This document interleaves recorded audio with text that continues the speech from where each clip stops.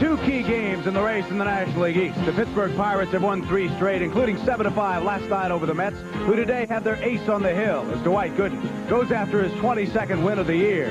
A win that could bring the Mets back to within a game of the Cardinals, who today take on the Montreal Expos at Busch Stadium in St. Louis. For Whitey Herzog, he'll have John Tudor on the hill, who has won only 18 of his last 19 decisions. But up first, NBC Sports presents Major League Baseball. An inside look at baseball and a preview of today's game of the week. Brought to you by Light Beer from Miller, everything you've always wanted in a beer and less. And by Goodyear, makers of the great performing all-season radio Vector. You are looking at Shea Stadium in the New York borough of Queens, and the Dr. Dwight Gooden is in. Hello, everyone. I'm Bill McAtee. And no matter where you are today, you'll get a chance to see one of the top 2 pitchers in baseball right now, either Dwight Gooden or John Tudor. They played late last night here until after midnight. It was a game decided by one of those quirky bounces that so often determines pennant races. So to bring us up to date on action last night, here's Len Berman.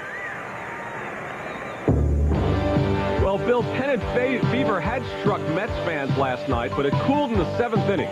The Pirates' R.J. Reynolds lifted this fly ball that George Foster couldn't handle. The last-place Pirates took a 5-2 lead. Now tied 5-5 in the 11th. Here's that ground ball from R.J. Reynolds. Hernandez couldn't handle it. The Pirates win at 7-5, and St. Louis beat Montreal, so the Cards lead by 2 games today. In the National League West, there's now a race on. The Reds' Max Venable. The winning hit off Nolan Ryan. The Reds won their 6th straight 5-2. And the Dodgers lost their 3rd straight. Their lead's been cut to just 4.5 games. In the American League East, the Blue Jays are flying away with it. Garth Orge's 2-run single in the 2nd had Toronto off and running. They went on to beat Milwaukee 7-5. And while the Yankees were continuing their monumental collapse, losing their 8th straight, the Blue Jays' magic number for their first title was reduced to just 10. The tightest race in the American League West in Kansas City. Steve Balboni crashed a first-inning grand slam homer. It came off the Twins' Bert Blyleven. It powered the Royals to a 5-1 win, snapping their 4-game losing streak. While in Anaheim, score tied with Cleveland, 5-5. Rod Carew in the 7th inning. He delivers a base hit to center field. Brett Butler's throw. Here comes Bob Boone. He collides with Cleveland's Jerry Willard, and that's the winning run. On the replay, you will see Jerry Willard run over by Boone, and Willard, because of this play, is charged with an error. The Angels beat Cleveland 7-5. So California and Kansas City are now tied for first place. Those are the pennant races. Back to you at Shea, Bill. All right, Lenny, here's another look at those standings. The Cardinals increased their lead to 2 games now over the Mets, and out west it'll be hard not to name Pete Rose Manager of the Year. Look at the Reds. Suddenly they're 4.5 games back. They have 3 games left against the Dodgers. That'll close out the season. California and Kansas City both winners, so they stay locked in first place in the West. The Yankees lost, Toronto won, so the Yankees are now 6.5 games back, and essentially the people in New York here have written them off. Coming up next, the artistry of Gooden and Tudor will return. Dwight Gooden, the young phenom who has not given up an earned run in his last 31 consecutive innings. He leads the league in strikeouts now with 247, and he currently has the lowest ERA in baseball. John Tudor, of course, had the slow start, but he has managed to turn it around and won 18 of his last 19 decisions. Tudor currently leads the league in shutouts with 9. Together, they have a record of 33-2 since May 30th. They'll be coming up shortly on the NBC Game of the Week. John Tudor or Dwight Gooden. Of course, Tudor a big factor for the Cardinals, and another factor has to be Vince Coleman. Last night, he had stolen base number 101. Vince is with Joe Garagiola at Busch Stadium. Gentlemen?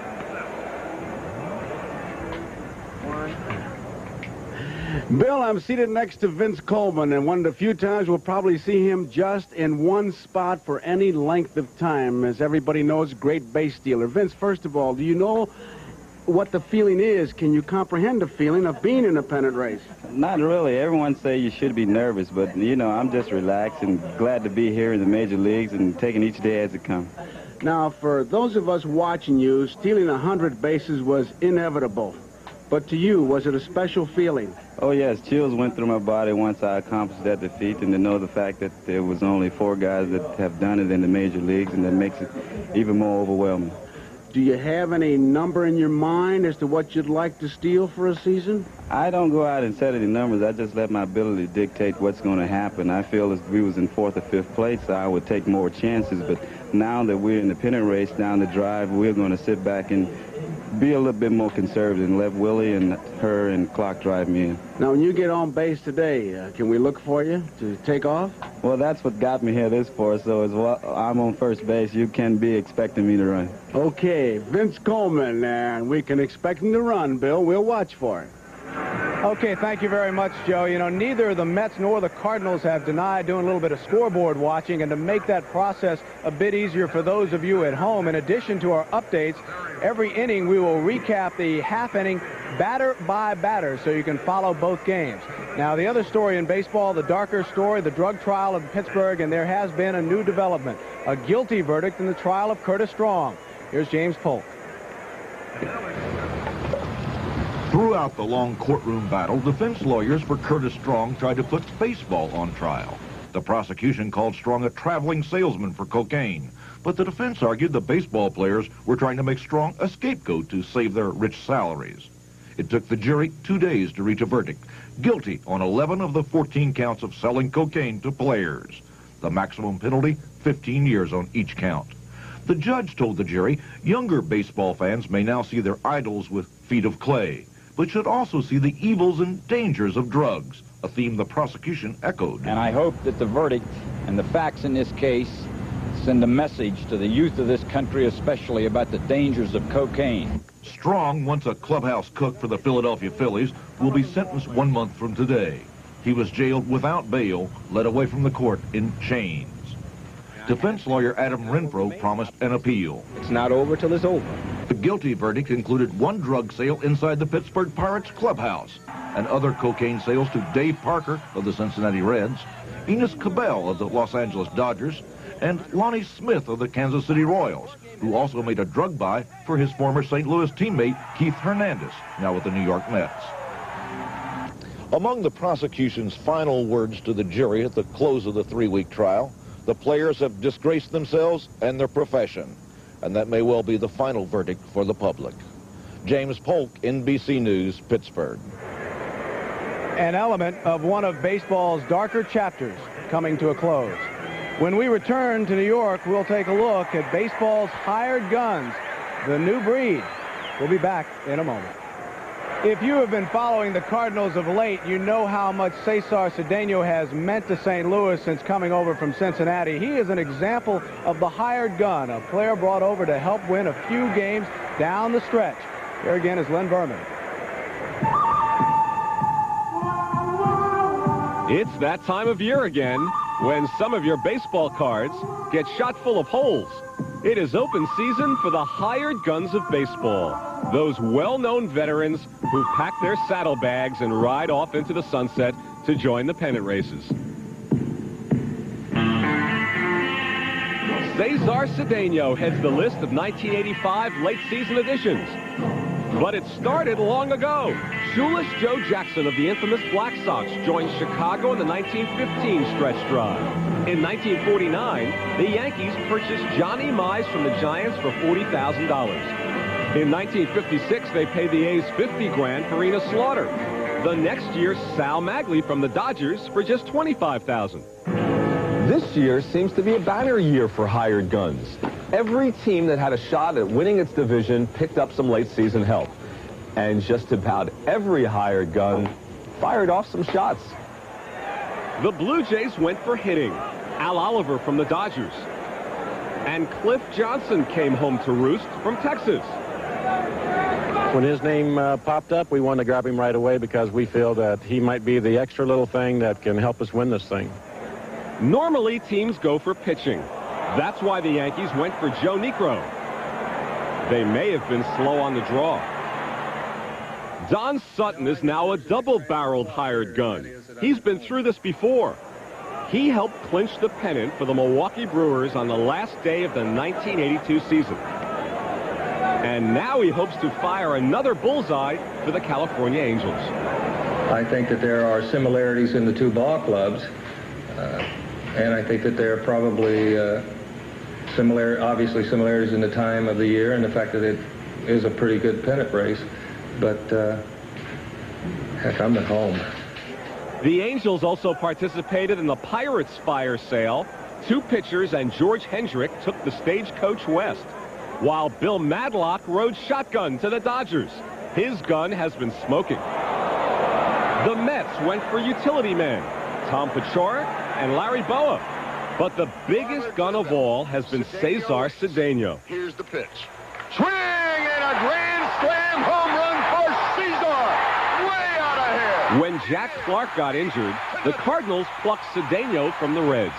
Without him, I don't think we'd be presently where we're at all. I mean, I think he's the guy that gave us the lift that we needed. My first time up, even on the first swing that I took, I hit a home runs, and I mean, the crowd went wild. And that was the first time in my 16-year Major League career that I had an ovation when somebody asked me to come out of the dugout. And believe me, I had the chill all over.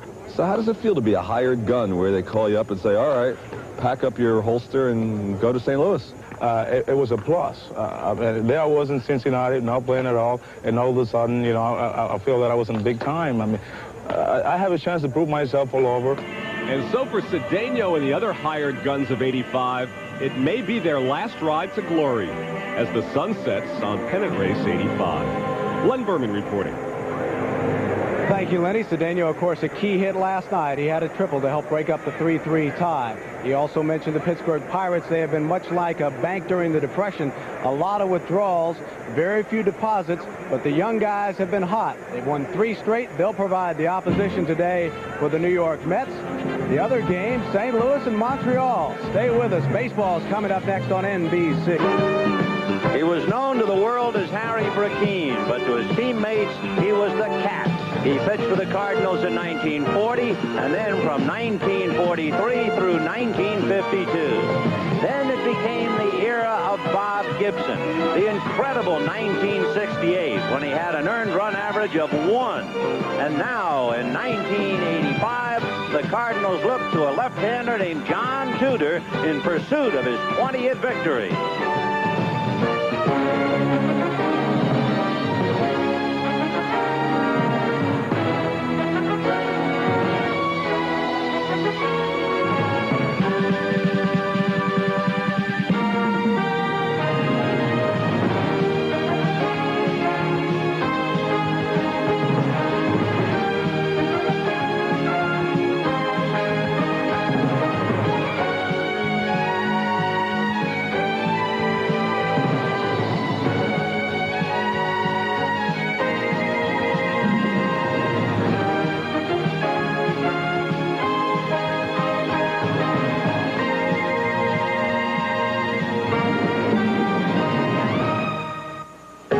NBC Sports presents the Major League Baseball Game of the Week. Today, from Busch Memorial Stadium, it's the Montreal Expos versus the St. Louis Cardinals. The Game of the Week is brought to you by Light Beer from Miller. Everything you've always wanted in a beer, and less. By Ford, who invites you to drive the new Ford Escort. Have you driven a Ford lately? By NCR, who bring you a better personal computer. And by Manville, 21,000 people with one goal, to be America's very best supplier. A beautiful summer's day in St. Louis, Missouri, and welcome to Busch Stadium with the Montreal Expos and right-hander Bill Gullickson going against John Tudor, looking for his 20th and the St. Louis Cardinals.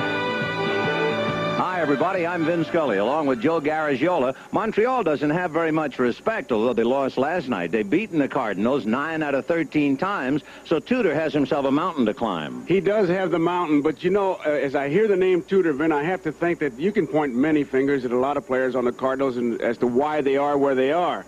But Tudor, what a pleasant surprise he has been. It always seems to be one or two guys.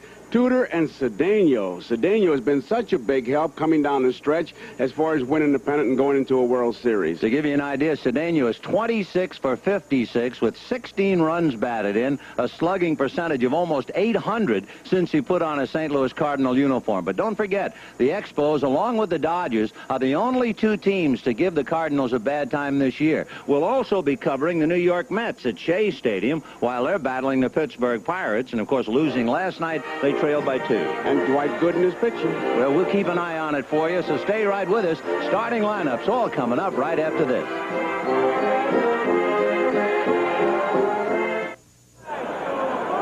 For the Montreal Expos, leading off, their answer to the Cardinals' speed is left fielder Tim Raines with his 60 stolen bases. In the number 2 slot, a man who walks a lot, who also strikes out a lot because he takes a lot of pitches to afford Raines the opportunity. Second baseman Vance Law. In right field at 31, no knee problem, so he can play in a day game after a night game, Andre Dawson. At shortstop, on an RBI pace that might see him catch Ernie Banks' mark in 1960, Hubie Brooks. At third base, a long ball hitting threat at all times, Tim Wallach. At first base, talking about the long ball, a 24-year-old out of Caracas, Venezuela, who has a reputation of hitting tape measures. His name is Andre Galarraga, and they call him Radio Gaga. The center fielder, Mitch Webster, another home run threat. Behind the plate, with Mike Fitzgerald having had knee surgery, Sal Butera. And the pitcher, looking for his 14th win, Bill Gullickson. Here's the defense, and take a look at that outfield. Actually, 3 center fielders when they were in the minor leagues all played center field. Coleman, McGee, and Van Slyke, and they can cut that ball off in the gap, keep the double play in order. And keep in mind, Cedeno's not in the lineup. We talked about him. He's on the bench. He has a puffy knee, but he can hit. Pendleton, Ozzie Smith, what can we say about him? At shortstop, Hers is second baseman. Jack Clark is in the at first base. Porter behind the plate, and John Tudor is the pitcher. Tudor has great control. He likes to pitch inside, not afraid to come inside. A great changeup. I'd say his fastball is his best pitch, combined with that changeup really makes him effective. And as you can see, he's in quest of his 20th win since Joaquin Andujar has already won 20. This Cardinal team will be the first National League team since 1969 Cubs to have 2 20-game winners, Bill Hands and Ferguson Jenkins, and also that year Bill Singer and Claude Osteen of the Dodgers. Ball 1 to Tim Raines, and we're underway. Raines hitting .314, 60 stolen bases. And, of course, if he gets aboard, he would try to give the Cardinals a taste of their own medicine. 2-0 the count. We would also like to remind you that as you watch the Cardinal Expo game, we will give you batter by batter every half inning of what transpires at Shea Stadium in New York involving the New York Mets, who are hosting the Pittsburgh Pirates. And Dwight Gooden will be on the mound. 2-1 the count to Tim Raines. Raines recently against the Pirates was the front man on a double steal with Andre Dawson and stole home. He's only been caught 9 times. 3-1. Raines has hit safely in 24 of 26, and John Tudor battling him right now.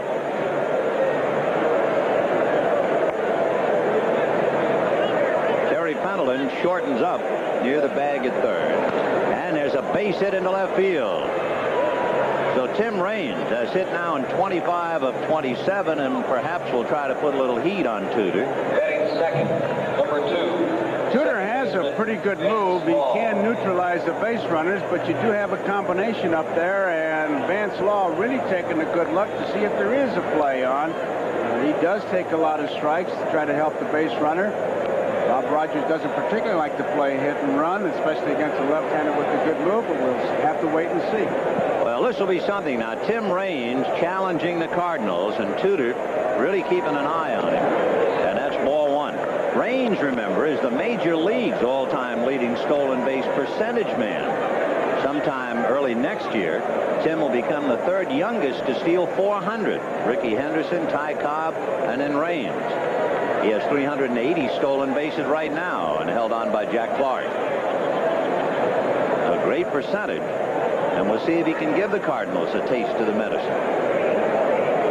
There he goes. The pitch is high. Florida's throw is late. So Tim Raines shows what it's like to be at the other end and steals a base against the Cardinals. Porter had a good ball to handle, seemed to handle it cleanly, although got some help. Raines did from Law wiggling the bat, but it wasn't even close. He's coming up on the slide. Straight steal, head is down, not even worried about what the hitter's going to do, knowing that Law, as usual, will take the pitch to give him a chance. 2 balls, no strikes. Now back. They want Vance Law to take some strikes, but they also want him to be more aggressive. He has 90 strikeouts and 78 walks.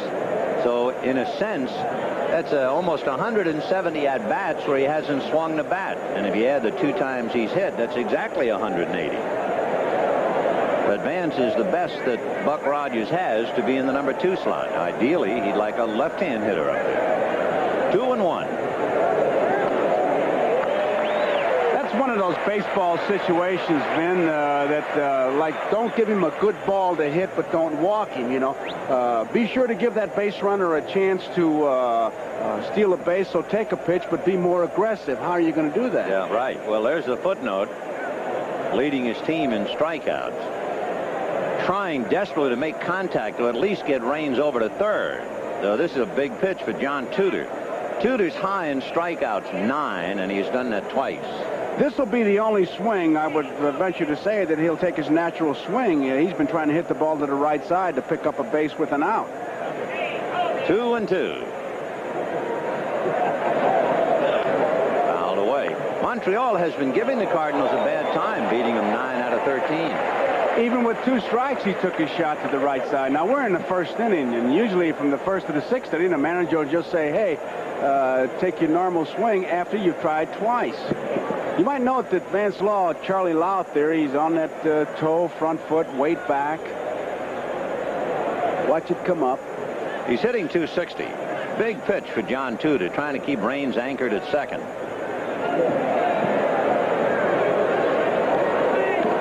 And a check swing ground ball to third, and Pendleton throws him out, and Raines must hold at second base. So Law, thoroughly tied up, can't advance his man, and with 1 out, Andre Dawson will be the batter. Batting third, number 10, Terry Pendleton, right fielder, handling that check swing. Andre Dawson is hitting only 248. He's been in a terrible slump. He's got the 15, as you can see. His knees have been drained twice, although he is not in any pain. And it's interesting that he can come back and play a day game following a night game. But he was rested 3 days in Montreal, and there sums up his troubles. He's been hitting the Cardinals fairly well. In fact, Whitey had a joke about it before the game. He was saying, I think my catchers are trying to find out if I'm right about how to pitch to him, because he's been hitting us. We're not pitching him right. Comes in with the slump, and then he said he smoked one last night. Yeah, he had a couple of good swings in last night. That's a strike on the outside corner. Those who follow Montreal every day say one of the things you have to do with Andre Dawson is look at his left knee. And sometimes that left knee will kind of buckle. And when it buckles, he kind of falls away from the plate and consequently doesn't have a good swing. Last night, it seemed to hold up pretty well. Fouled away off to the right. So Tudor coming inside, and of course that's his trademark. One thing, Herzog made an interesting observation. He said, I like left-handers who grew up in Fenway Park.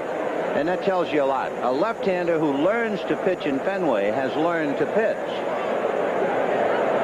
And that was the credential of Tudor, and he had a winning record at Pittsburgh. He said now he's got a good shortstop, great outfield defense. He said that's a lot of ingredients to make a winning pitcher. Throw strikes, don't walk anybody, and a good defense. And one other thing, a big ballpark. 1-2. Although it is 330 down the lines, it really falls away here. It is 383 up the alleys, and deepest center 414. So it's an airport. Got some guys, though, if it stays in the ballpark, can run it down. So Tudor went 2-2 on Van Sloy and got him, comes back 1-2 on Andre Dawson. And he pops it up, didn't get around on it. Andy Van Slyke is there. So it shows you why Tudor is on his way to winning 20. He gives up a base hit and a stolen base. He goes head-to-head with the number 2 hitter and gets him without the runner advancing. Then ties up the number 3 hitter. And now he's looking at perhaps his biggest problem, Hubie Brooks. Well, let's see if the knee buckles. See it start to turn out there and then come back? I'll tell you the truth, I didn't see anything different. Just a tad. It just looks like, especially if you've been told to look for it, you see it just go a little more towards third instead of rotating. It kind of buckles.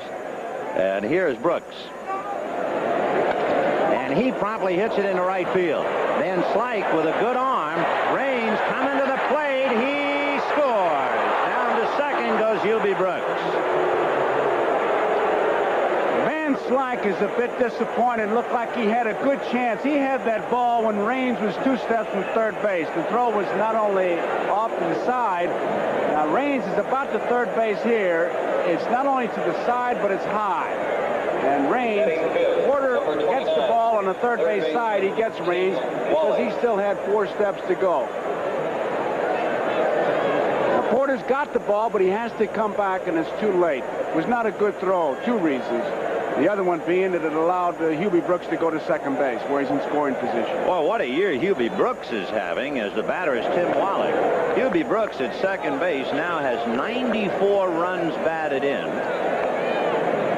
The most RBIs for a shortstop since Ernie Banks had 117 back in 1960. That's in the National League, of course. 1-1. You get into deep water when you start talking about Robin Yount and Cal Ripken.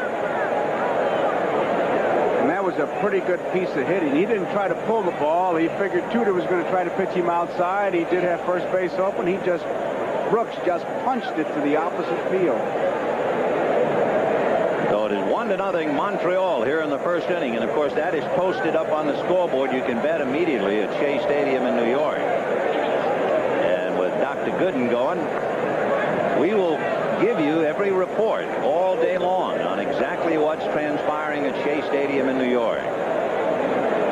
Tim Wallach has a lot of stock, 18 home runs. You have to be careful with him, 72 RBIs. Batting average is a little disappointing, only .258.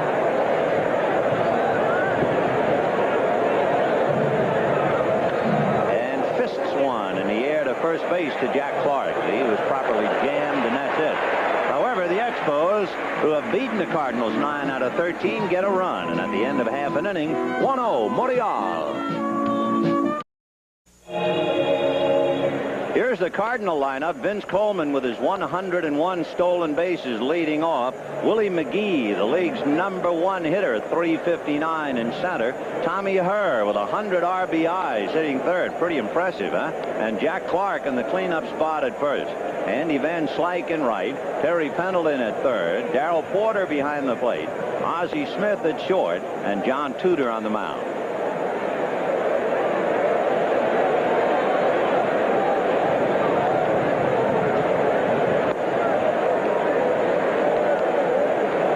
Defensively, Raines, Webster, and Dawson in the outfield. Wallach, for the 3rd straight season, he leads the National League third baseman in total chances. His 2nd straight year leads third baseman in assists.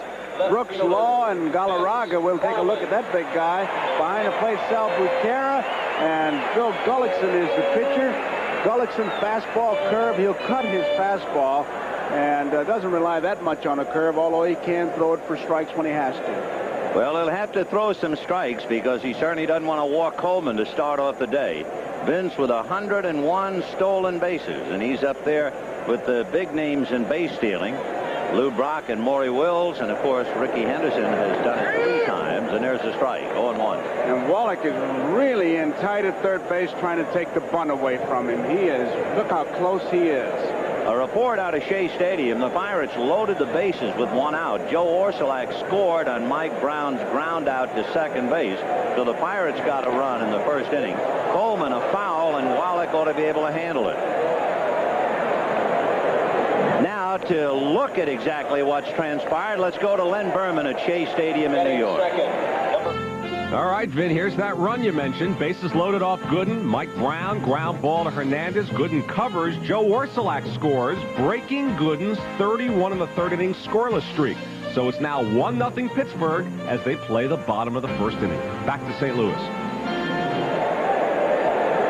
We have one away, and here's the league's leading hitter, Willie McGee.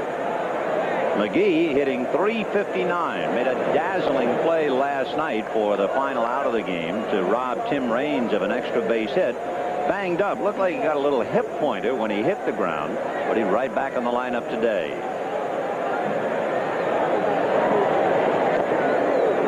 Bill Gullickson was the second player taken in the '77 draft by Montreal. He never seems to have quite broken through to become a dominant pitcher. His best year, he won 17 in 1983. Gullickson might have exceeded the 17 victories this year, except he made only one start in the month of June because of a full groin. He can be very tough. And, of course, his skipper, and along with everybody else, knows when he throws strikes. In 20 of his 26 starts, he's walked 2 or less. Ground foul. Gullickson, they tell me, doesn't throw as hard as he used to. And his one tendency, Joey, is they call him a dart thrower. He's trying to make the perfect pitches too often. Paint the black is dart thrower, same thing. He's got to just throw strikes with the good stuff. The cut fastball has made a difference, though, in his pitching. 1-2. 2 balls and 2 strikes to count. We talk about a cut fastball. Sometimes it'll look like a slider. It's a ball that'll break, for example, to a left-hand batter, break in on the handles and try to jam him with it. In fact, he used to have a pitch called a slur, which was half curve and half slider, but he got rid of it. A chopper to first, and Galarraga did not get there. McGee legs it out. Willie McGee, with over 20% of his base hits of the infield variety, turns it into a single. Galarraga learned an important lesson here. You can talk about speed, but he learned just how fast Willie McGee is. I asked Whitey Herzog about playing on grass or artificial surface. He said, if you can play anywhere. On the moon, you can play. He said, we can run anywhere. He said, we're 28-14 on grass. He said, the only place we can't run is in Atlanta, and that's because of mud. And they found out that Ozzie Smith walks on water, so we beat him anyhow. Here's Tommy Herr and Willie McGee drawing a throw. McGee has stolen 49 bases. You know, actually, the Cardinals have scored more runs on grass than they have on turf. Their record is better on grass. Everybody's making a big deal about the remaining games. Whitey says, no way. We can play anywhere, run anywhere.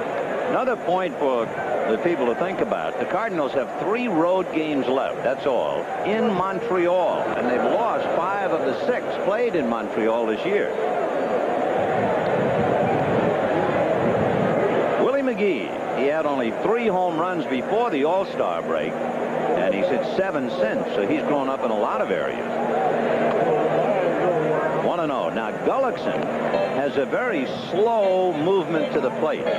He is an ideal pitcher for the Cardinals to take advantage of, and he is one of those pitchers, so Buck Rogers says, if you try to shorten him up, hurry him up, you take away, so you can't do it. He just has to keep them off. So let's see if McGee tries to steal his 50th with a left-hand hitter. I think it'll be dictated by how Whitey feels about her. That's a strike. Interesting and nice note the other night when Vince Coleman stole his 100th base.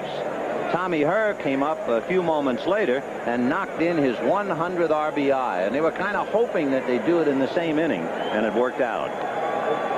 First man since George Kell to knock in 100 with less than 10 home runs. McGee at first, 1 out in the first inning, and Montreal leading 1-0.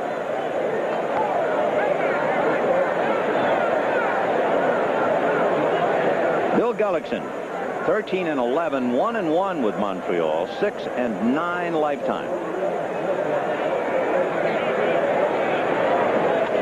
Popped it up, and coming in will be Andre Galarraga. A report from Shea. Let's go to Lindbergh. Number 22. Well, Vin, bottom of the first now at Shea, and the Mets' Wally Backman slices it down the line. R.J. Reynolds for the Pirates can't get it. Mookie Wilson, who had committed the error in the top of the first, comes around and scores it. So it's now tied 1-1, still playing bottom one. Back to St. Louis. The batter now is Jack Clark. Interesting to note about this Cardinal ball club. They lost Jack Clark on August the 23rd. They were a half a game behind the Mets when he went out, and everybody thought, well, they're going to really hit the skids.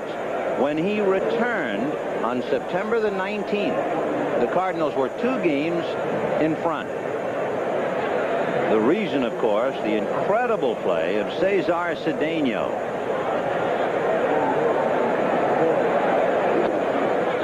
Clark, in returning to the lineup last night, had 2 walks and 2 base hits. Out with a bad rib cage. Took a long time to heal. In fact, Whitey Herzog admits that when it first happened, he thought deep down he might lose Clark for the remainder of the year. But Jack is back, and now he has Cedeno to complement him.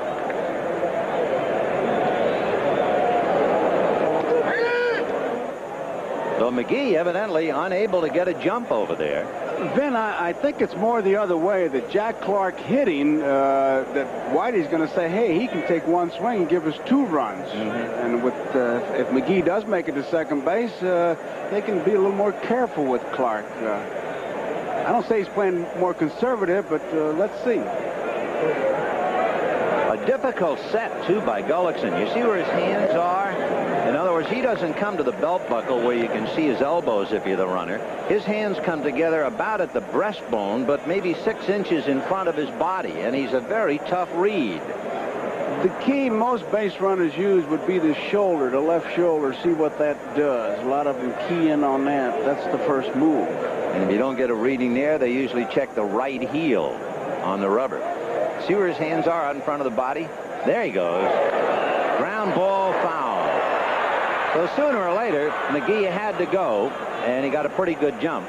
As we said, the combination here of a pitcher with a slow delivery to the plate and Sal Butera in place of Mike Fitzgerald, who had arthroscopic surgery and reported the doctors were amazed that Fitzgerald played as long as he did with such a severely injured knee.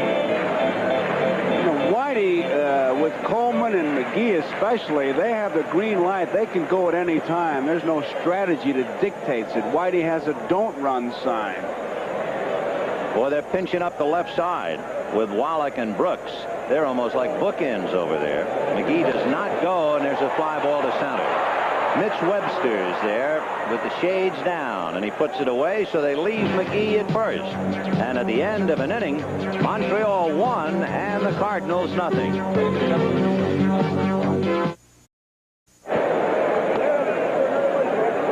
We're going to the second inning, and a good note on John Tudor. His last loss was against Fernando Valenzuela and the Dodgers, who are having more than their share of difficulties in San Francisco. In the second inning, Andre Galarraga, Mitch Webster, and Sal Butera. They tell me when this Venezuelan was playing down in Jacksonville, the writers down there had trouble pronouncing his name, Andre Galarraga, so they nicknamed him Radio Gaga. But we'll call him Andre Galarraga. Ball 1. Galarraga's not that tough to say. No. Gargiola's tougher than that. Oh, no. Yeah. Household name. Oh, at home. In there. What a one. Andre Galarraga, he's a kid out of Venezuela, and Whitey Herzog will take a good look at him while watching John Tudor's quest for number 20. Buck Rogers at the other side, dreaming already about next year and how a healthy Mike Fitzgerald figures to be a much better player than the sore-kneed catcher who evidently reported to Montreal after the deal for Carter with the bad knee. Way out in front of speeds, and Galarraga out in front. 1 out. John Tudor has a great change of pace. We mentioned when we talked about him before the game, the fastball and the change of pace combined, well, that's like 4 pitches. He's not afraid to come inside, not afraid to throw that change at any time. And Galarraga has learned 2 valuable lessons already in the big leagues. Here's Mitch Webster, the center fielder, and he hits it foul off first, out of play. Ben, seeing that shot of Whitey Herzog, he's such a delight to sit with before the bench, as you will on the bench before the game. I was saying, Whitey, are you going to change anything at all coming down the stretch? He gave me a line I hadn't heard. He said, hey, man, they got me to the dance. I want to get to the prom. There you go.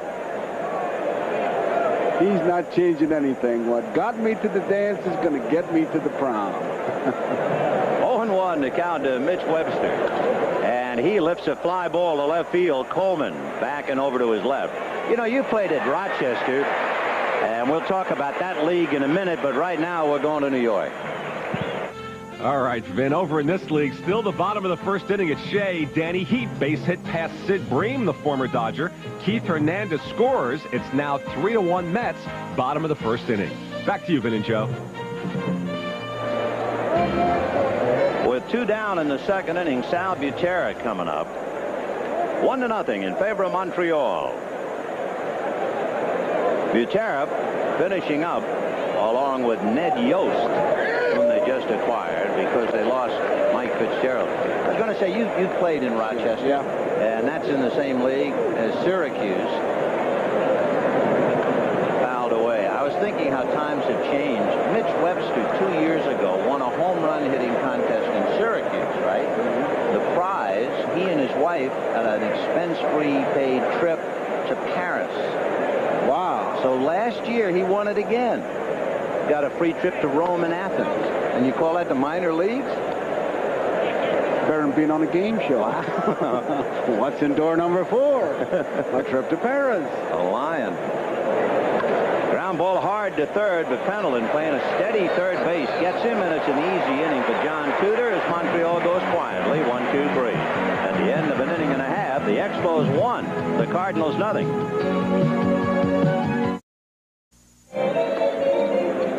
The Expos with a run in the first inning. Tim Raines singled and stole second, took third as Vance Law grounded out, and came home on a single to right by Ubi Brooks. And the Cardinals now will have Andy Van Slyke, Right fielder, followed by Terry Templeton, and then Darrell Porter.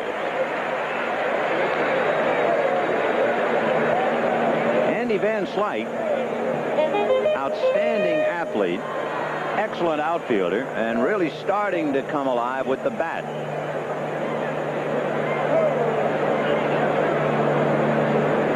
He has been giving way to Tito Landrum a lot against left-handers.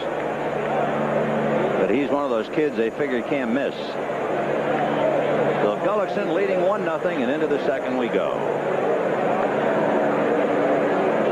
Off speed. Gullickson has a shutout. He shut out Atlanta. He also had a 5-hitter to beat the Dodgers. 1 ball and no strikes. To left center field, but that's where Raines was playing him. So he was perfectly positioned. 1 out. And the batter will be Terry Pendleton. Batting 6, number 9. Hard to say whether the wind has much of an effect on a ball hit in this completely enclosed ballpark, but the flags tell us it is blowing from right to left. Pendleton, a switch hitter, hitting .235. He has 5 home runs, 61 runs batted in.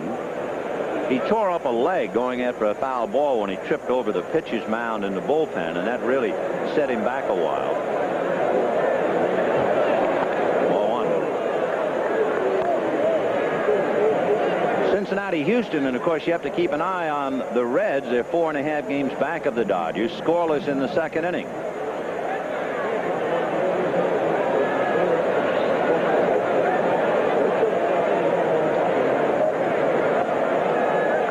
And no strikes. Terry Pendleton with Darrell Porter to follow.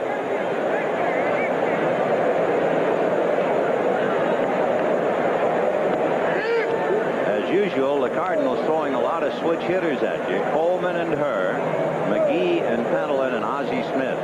The Yankees in Baltimore scoreless in the second. Boy, the Yankees have become yesterday's story, huh? In a hurry. Fly ball to left field. Rain started in, but now he's there.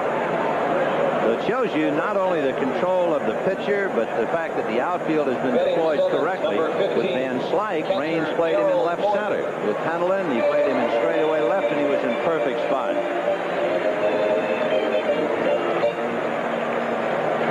You can see Gullickson, how much he depends on his own knowledge. He wants Porter to be played straight away, although Webster was playing in right center field. He has the youngster, and look at him sneaking back now, though. He's going right back to where Gullickson had moved him from. Good, big, slow curveball for a strike. Webster has moved right back into right center field. Gullickson had wanted him to play straight away. He stood there, and then he moved back. Look at the top of your screen. He's gone way over the other side of second base. Another slow curveball low. Remember, we told you he used to throw that slurve, half slider, half curve. He gave that up. Now it's a big overhand jug that he throws. 1 ball, 1 strike. The Mets, as we have told you, leading 3-1 in the first inning. They have a runner at third, 2 out. We'll keep you apprised. On deck, Ozzie Smith.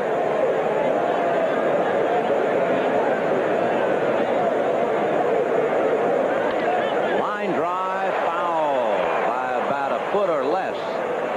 Then you talk about Gullickson's slurve. You think there's going to be an epidemic of split-finger fastballs in San Francisco? The ushers will take your ticket and give you the split finger. I saw Bob Lurie walking around, the owner, saying, this is how you throw a split-finger fastball. Roger Craig, the guru, is now the manager of the Giants, and Al Rosen, the general manager.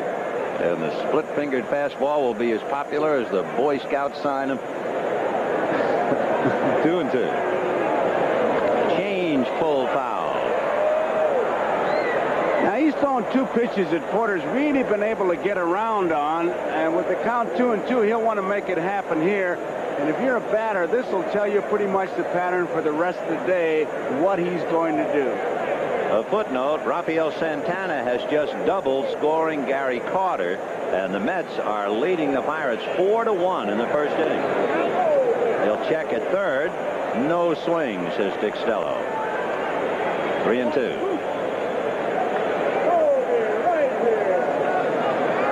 Gullickson with 2 out.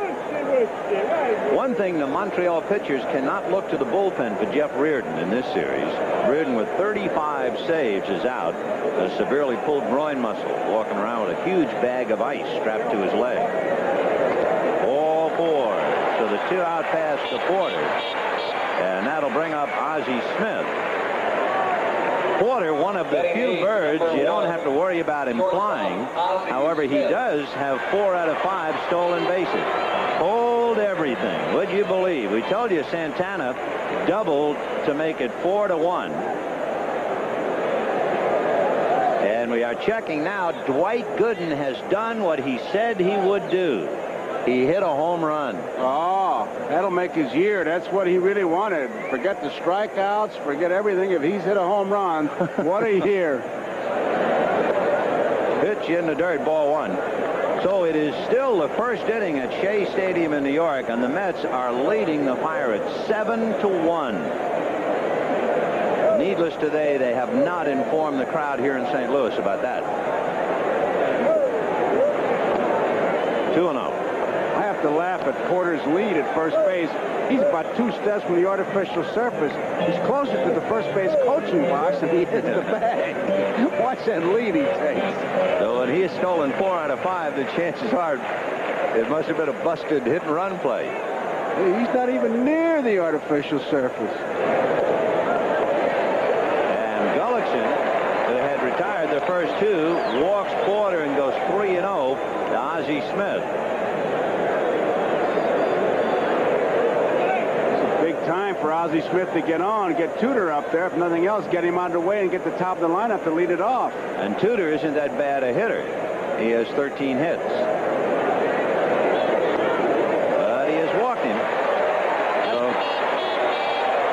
pitching. Oh, and how? Bad pitching. He has walked as many as 7 in a game. Ironically, he walked 7 against Cincinnati and won. And now, Larry Bernard, the pitching coach, going out to talk to him, the Bear, as they call him. So you have Porter and Smith. Let's take a look at that historic Gooden home run. Vin, here it is. Dwight Gooden, and a long drive to left. R.J. Reynolds goes back. It's gone. A 3-run homer. 7-1 Mets. His first Major League homer. And get this, Vin and Joe, Gooden may switch hit next year. Back to St. Louis. You can bet me they'll let him expose that right arm, hitting left-handed. They're lucky they don't make him sleep in a deep freeze to protect him. He's not about to switch hit. I would sure doubt it. Bet me, too. Here's John Tudor, and he wants to protect that left arm, so he's hitting left-handed, ball 1. Tudor has 13 hits. I always like to look at a pitcher's ratio of at-bats and strikeouts, and he's only about 25%. That makes him reasonably dangerous. 1-1. Reasonably dangerous because if you put the ball in play, you certainly have a chance. Tudor usually does that, get the bat on the ball. Right. So 2 on and 2 out. Rick Rhoden has been chased at Shea Stadium. Larry McWilliams has picked up for him. Well, they did a number on Rhoden, 2/3 of an inning. 7 runs, 5 hits, 2 walks, and a wild pitch. Tried to bring it with him. 1-2. Joe Jacobs once said he should have stood in bed. That had been Rhoden's philosophy today.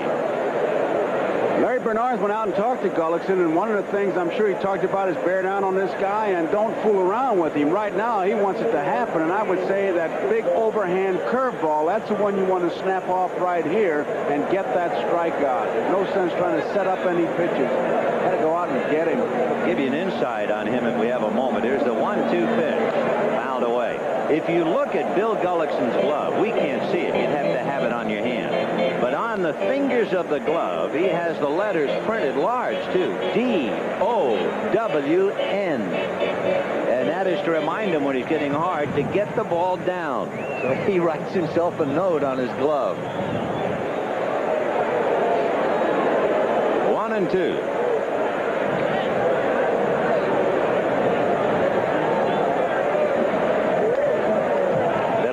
Glove, Joe. Yes, sir. And read it carefully and follow the instructions. Mookie Wilson grounded to first unassisted, and the first inning is finally in the books at Shea Stadium, and the Mets are leading 7-1 at the end of an inning. Montreal leading the Cardinals 1-0, but 2-out bit of wildness now has put Gullickson on the spot. 2-2 to Tudor. All 3. And of course, that's a big break. It means Darryl Porter can be going. And it looks like Gutierrez doesn't think that Gullickson has the good breaking ball going for him because he has stayed with the fastball. And you got to believe right now he's going to challenge him again. This will be an interesting pitch coming up. 3-2 to Tudor with the runners going. Porter from second and Ozzie Smith from first. Fouled away. Fastball once again. Interesting, too. Remember when Tudor came up? Porter had walked, Smith had walked. The first pitch to Tudor was ball 1, and then he swung at the next pitch. If you were Whitey, would you have put handcuffs on him? I think I might have, yes. Yeah. I think if he was an outstanding hitter, I'd turn him loose, but I'd handcuff him at least until the strike. Yeah, I was surprised you let him swing 1-0. So 3-2, and the runner's going. Come on, big guy. Pop foul off third, and Wallach has a play. He's got it. So the Cardinals leave 2 birds out there on the limb, and at the end of 2, 1-0 Montreal. We'll be back after these messages from your local station. Take a hard ride, Sunday night at 11. We can tell you, too, that in the great indoors of Houston, the Astros leading the Reds 1-0 in the 3rd inning, trying to slow down Pete Rose's Express. It's interesting, last Sunday, it was the 6th inning. The Dodgers were leading the Reds 6-1 with Fernando Valenzuela pitching, and the Dodgers were leading the Reds by 9.5. So you had to figure, well, this is a lock. That means the Reds are 10.5 back, and Rose will probably play kids, and the season is over. But the Reds scored 9 times in the 6th inning to beat Valenzuela and the Dodgers, and here they are today, a week later, 4.5 back. You talk about a situation turning in a hurry. We got a race. Wow. Here's Bill Gullickson. High chopper up along third. Pendleton will let it hit, and it's going to cost him. It's a base hit, and Pendleton kind of outsmarting himself, hoping the ball would kick foul. Gullickson, an infield single. We've had 2 artificial surface hits. Willie McGee beating it out, and now this one.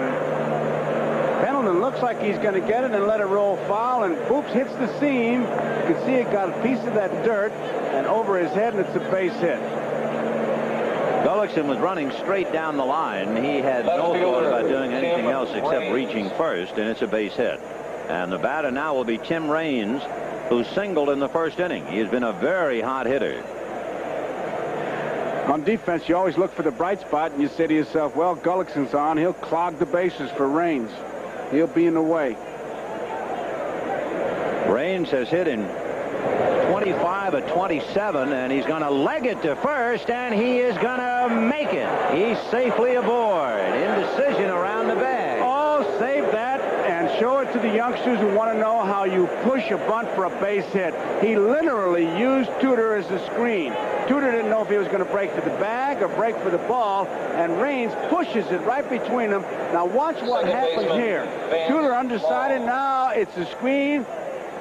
Clark has the ball. Tudor's in his way, and it's a base hit. Just absolutely perfect. Watch what happens here. Clark gets the ball. Tudor gets in his way, so Clark can't tag him. In fact, Clark ended up tagging Tudor, but that doesn't count.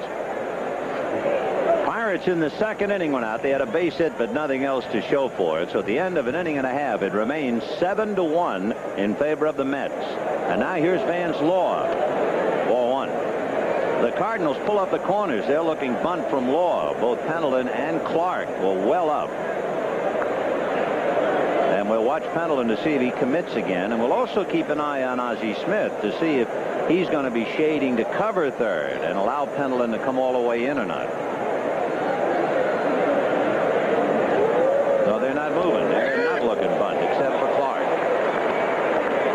Vance Law looks like he's looking for the ball he can go to the opposite field with. Now he's taking another good look here, and you just don't know what's happening.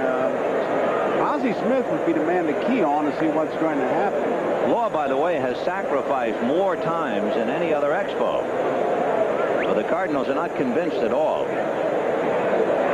And he's swinging. And it's a little looper to center. Here comes McGee. Can't get it. Bounces over his head. Backed up by Van Slyke. And the bases are loaded. Boy, you talk about an inning. Gullickson hits a chopper up along third. Raines gets a base hit because the pitcher gets in the way. And Law bloops a single to center. And boy, are the Expos in business. Bases loaded, nobody out. That's the kind of thing that you expect the Cardinals to do with speed. That ball almost took the bad hop over everybody's head, but Van Slyke, hustling all the way, backs it up. Now you got the big gunners up there. Dawson, Brooks, and Wallach. Nobody out, and the bases loaded. Andre Dawson, a fly ball to right field. He did not hit it hard. And we were talking about his left knee. And as you can see, he's really been in a struggle. He's hitting .247. So they got their big man up there with the bases loaded and nobody out. And he gets a hold of it. A high drive into deep left center. It is a grand slammer. And they can hear that one in Times Square.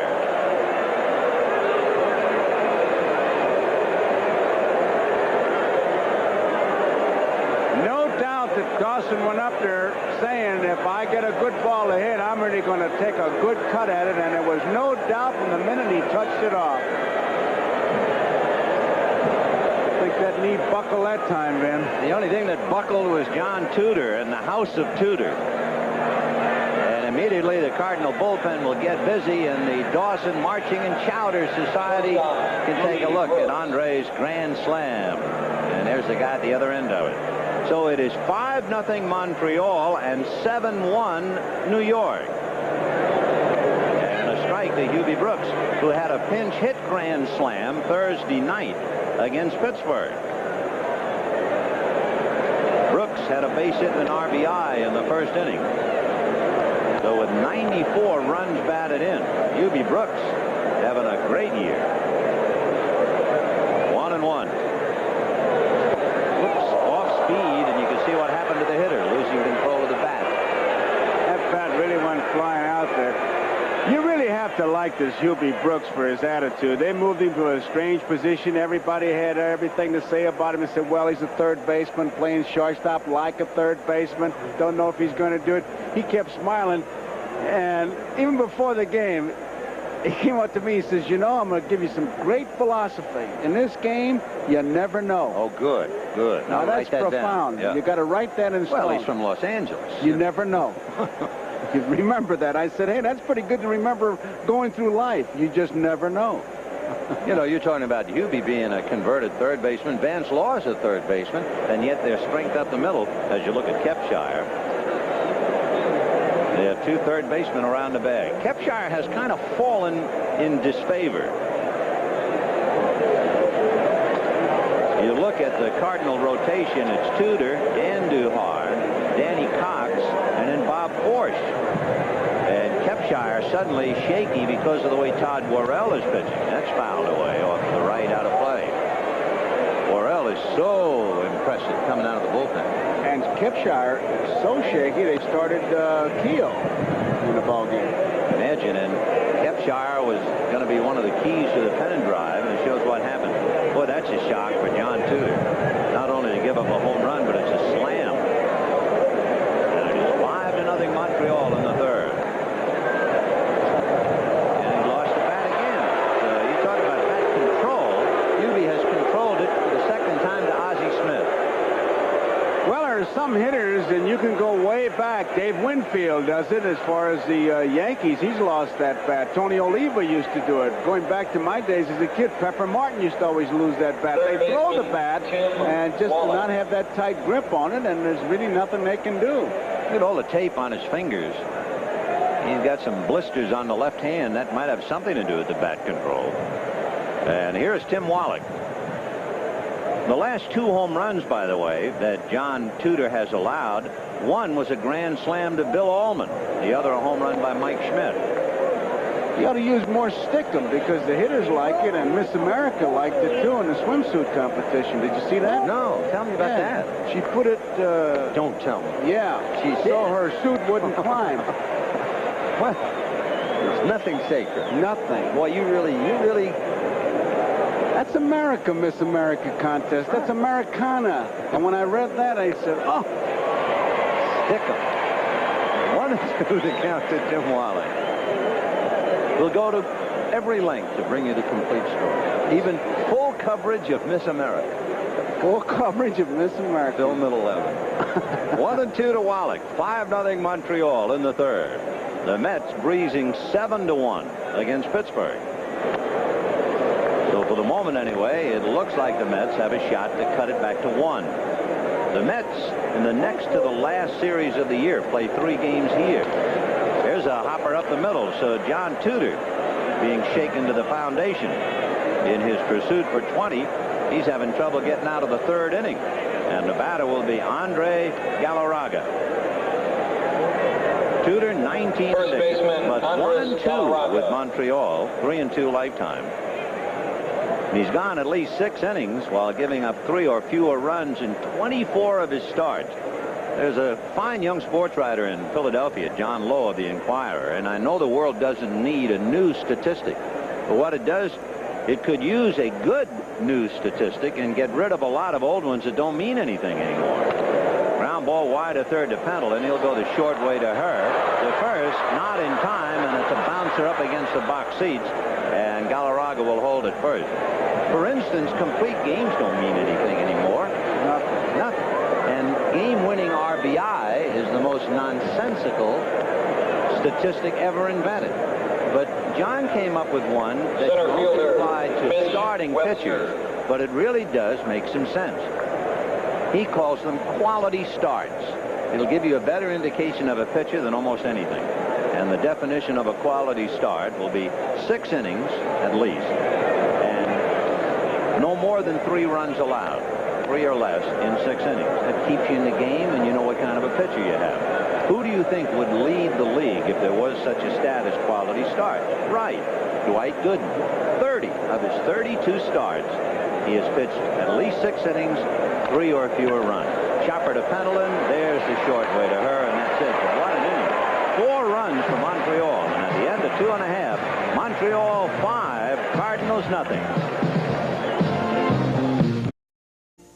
First of all, the score is 5-0 in favor of Montreal. Secondly, John Tudor has made 50 pitches in the brief time he's been out there, and Andre Dawson has hit the 2nd grand slam of his career. But let's really get to where it's at. Okay.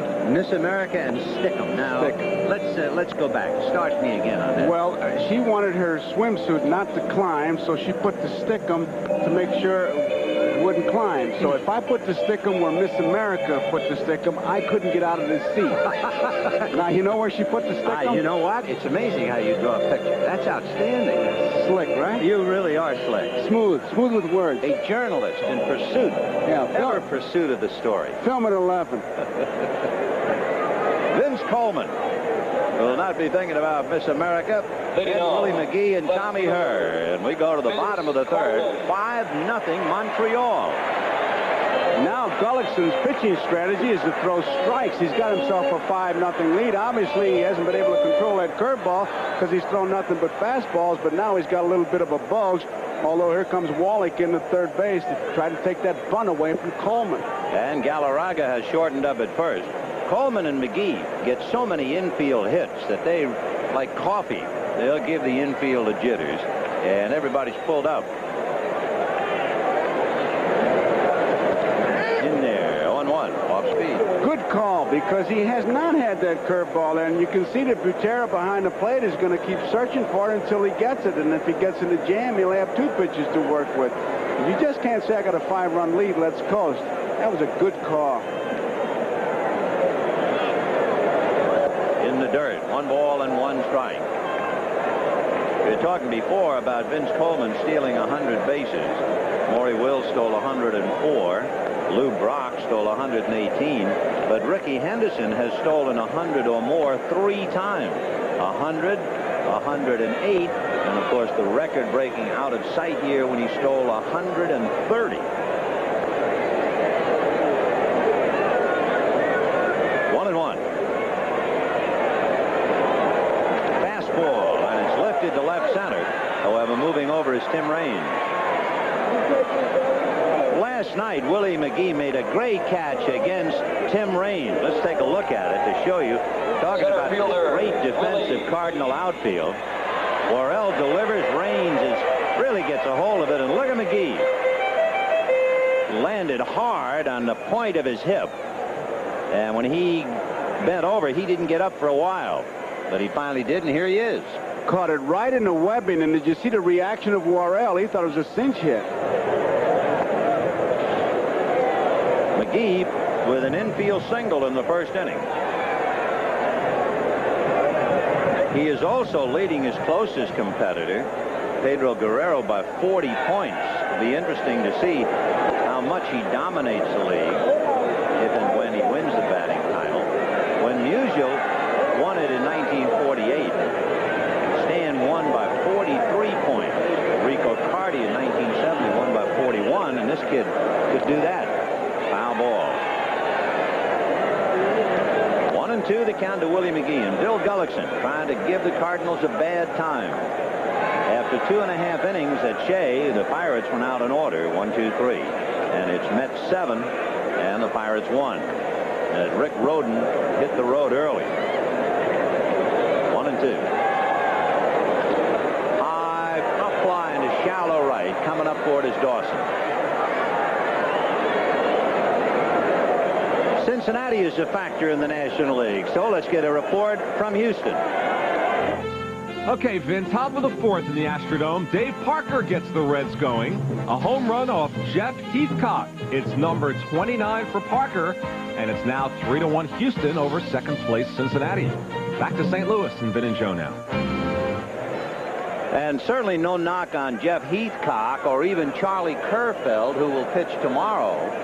But what's going to happen, and it should be kept in mind, the Dodgers will finish this weekend in San Francisco and go to Houston. And when they go to Houston, they'll get Mike Scott, who has won 18, and Bob Nepper, who has won 15. They would much rather see Jeff Heathcock and Charles Kerfeld. You're always open to criticism if you don't pitch the same guys against the contenders. And if it doesn't work out that way, managers will say, well, that's just the way it worked out. But the criticism will be there. Sure. Tommy Herr, a second baseman with 100 RBIs. And that means you have to go back into the record books. And he probably bangs it, and that's up the alley in left center. Chasing it is Webster, but Raines will get to it first, and Herr will stop at second. So that'll give us a chance to turn the pages of the history book for you. Second baseman who have knocked in 100 runs. The great Rogers Hornsby did it 5 times. Frankie Frisch did it twice. Joe Morgan did it. He had 111. Jackie Robinson had 100 RBIs playing second base. Billy Herman had 100, although he did play a few games at third that year. And to go way back, Bill Sweeney of the Boston Braves in 1912. Those are the second basemen to drive in 100 runs. Larry Bernard, Buck Rogers, and the rest of the Expos could care less. And here's Jack Clark. Clark flied to center in the first inning.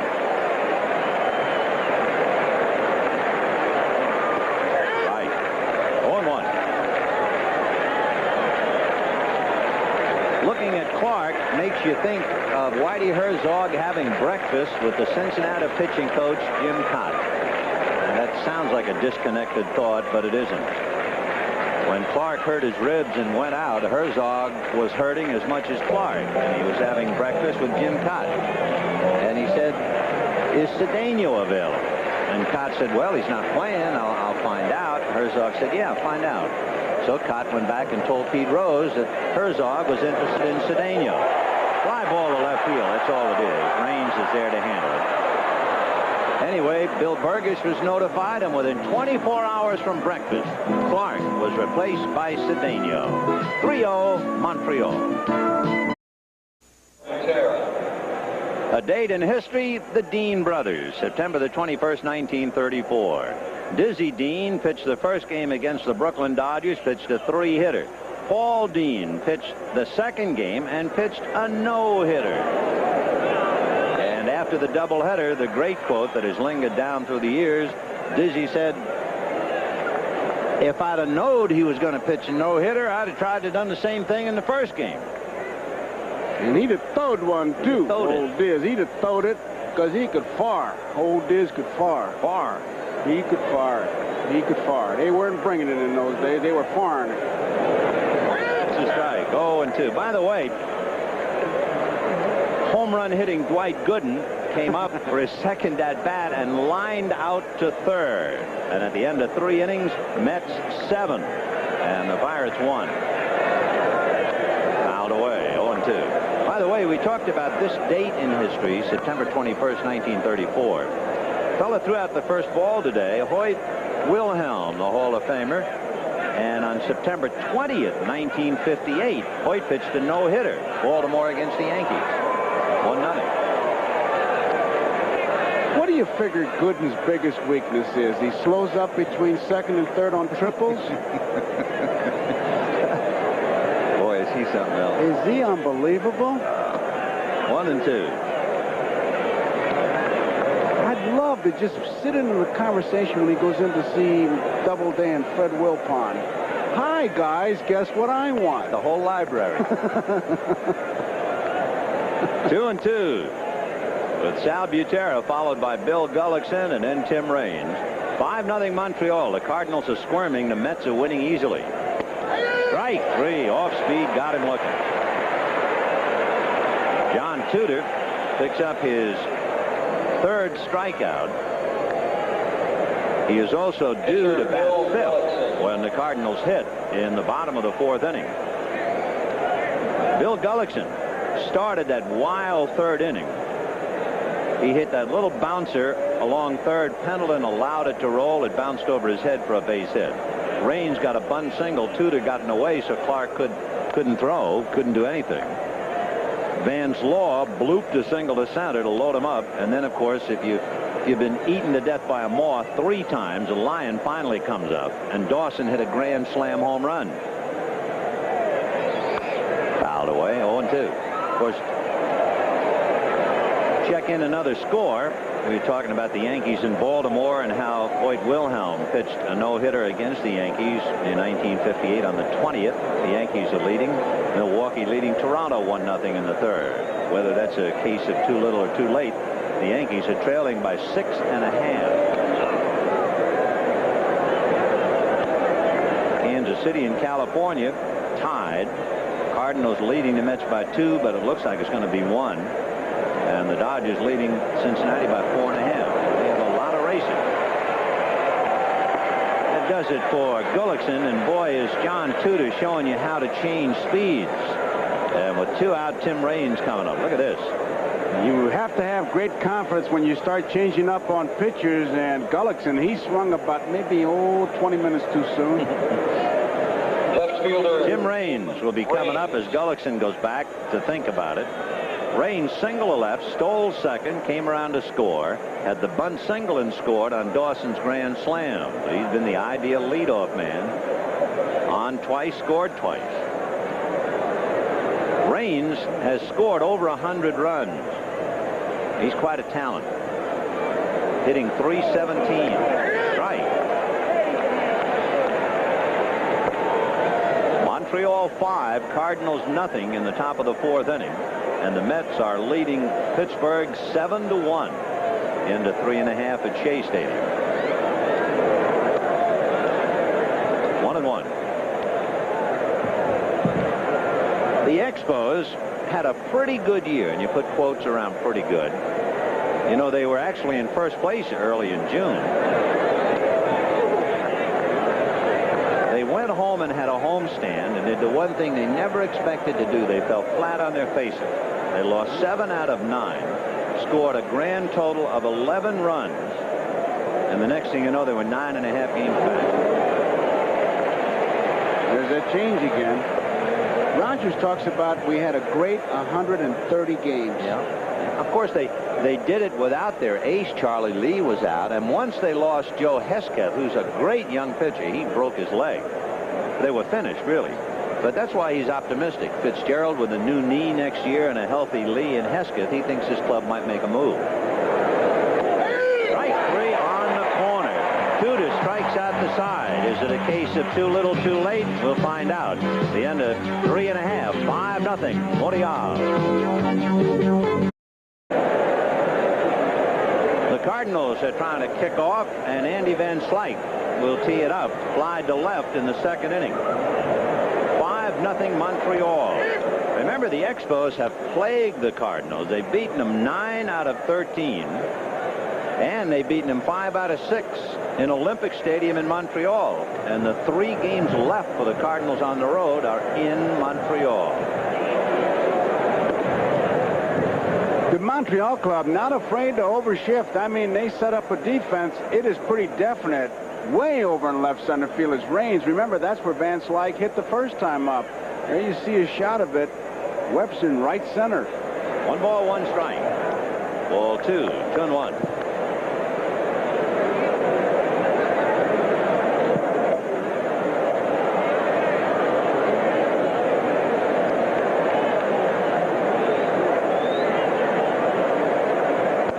And that's in there with a fastball on the count 2-2.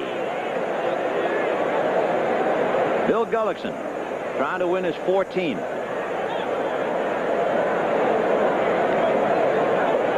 Makes his home in Kankakee, Illinois. 6'3", 220. 3-2. Gullickson working on Van Slyke, and Gullickson is an inspirational type. He discovered his own diabetic condition in spring training of 1980 and has donated considerable time and money for the cure. In fact, In 1984, he donated $20 per strikeout to aid diabetes research both in Canada and the United States. Andy Van Slyke, 0 for 1, hitting .256. You know, there are a lot of ball players doing a lot of good things. The drug trial in Pittsburgh has put such a cloud over baseball, but there are a lot of decent guys out there doing a lot of decent things. Oh, sure. Here's ball 4 to Van Slyke.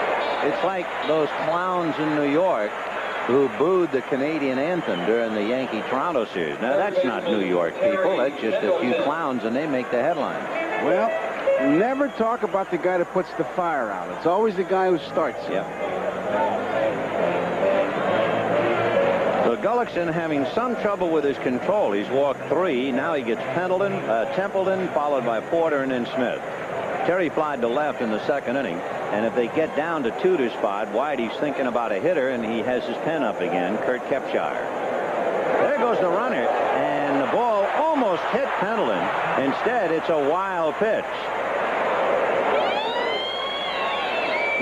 Now, you talk about strategy. What would dictate Van Slyke running on the first pitch? As we take a look at it, it almost gets Pendleton, and you can see it go off the glove of Butera, and Van Slyke had his head down. He was running. I tell you what, if you looked at that film closely, he missed second base. Well, he was looking at the batter. He ran right over the bag. Because he couldn't, he was trying to see what was happening because he thought the ball would be caught, and that was it. Boy, would that have been a mess? Down 5-0, and you're stealing, and you actually run over the bag. Ground ball to first. Galarraga brings it to the bag. Watch now. Just keep your eye on second base and watch Andy Van Slyke.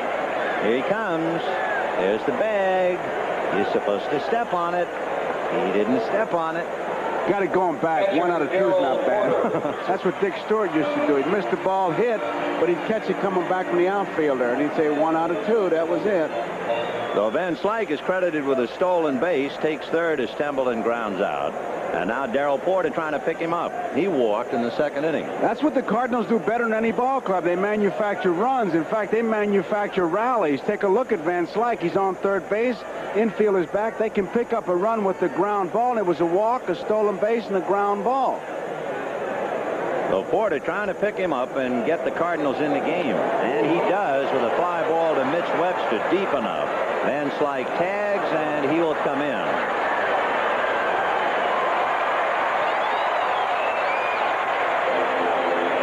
Cardinals do that better than anybody in the league.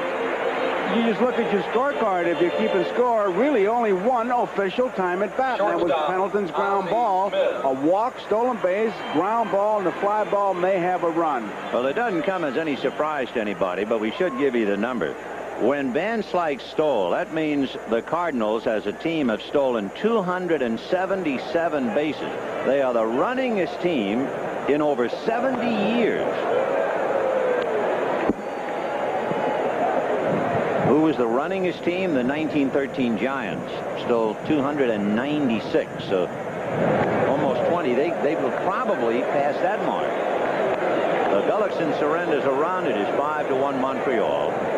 Ozzie walked in the second inning and having a big year, almost 30 points better than his lifetime career average. Fly ball back or first down the line. There's Andre Dawson across the line. So they manufacture the run, and it pays off, and it is 5-1 Montreal. We'll be right back after these messages from your local station.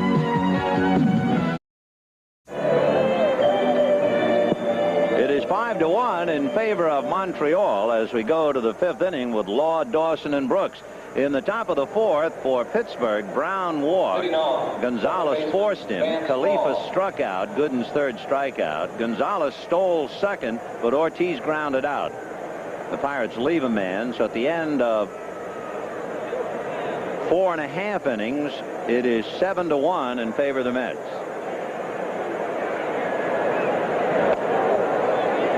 Law grounded out and singled. He's 1 for 2. His single was just a fly ball that dropped in. But Tudor wound up giving up the grand slam, and it was a big 4-run inning.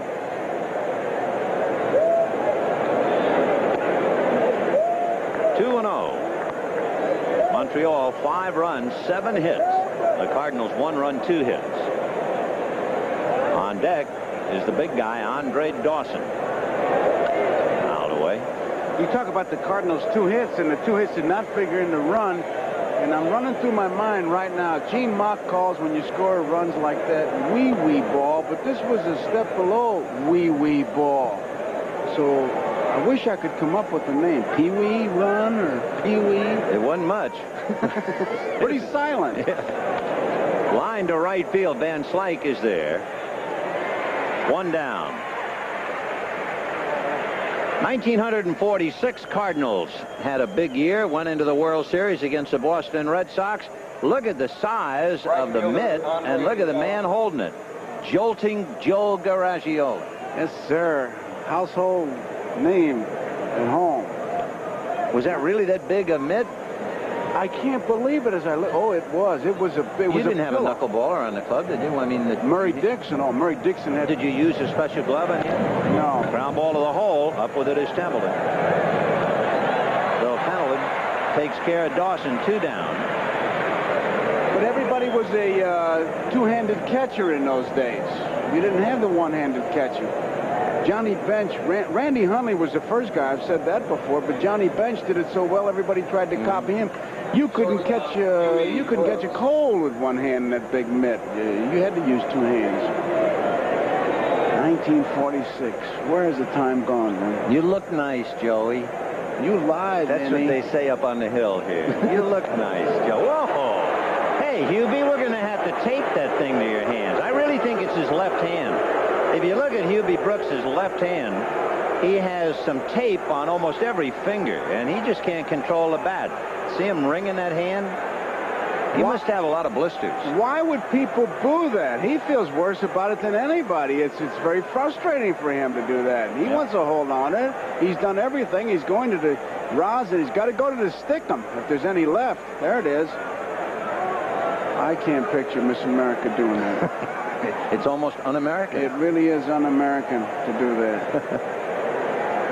Hubie, he has a sore left hand. He keeps clenching and unclenching that hand. That's what's happening. He's losing control.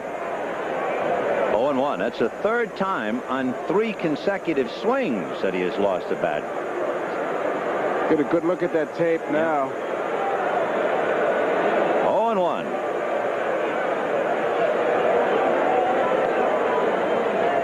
One ball, 1 strike. Hubie a single to right and struck out. 1 for 2. Look at those RBIs taken off, huh? Like a 747. Foul ball. He could wind up with more RBIs than Gary Carter. You could see him really make a conscious effort to hold that bat. He was more worried about not letting that bat slip than swinging at that time, and that's really not good. Fellow who had great reputation of being a bat thrower or bat loser was Tony Olivo, who was an American League batting champion. Well, he held on to it. Small consolation. And at the end of 4.5 innings, Montreal 5 and the Cardinals 1. And you look good, Joey.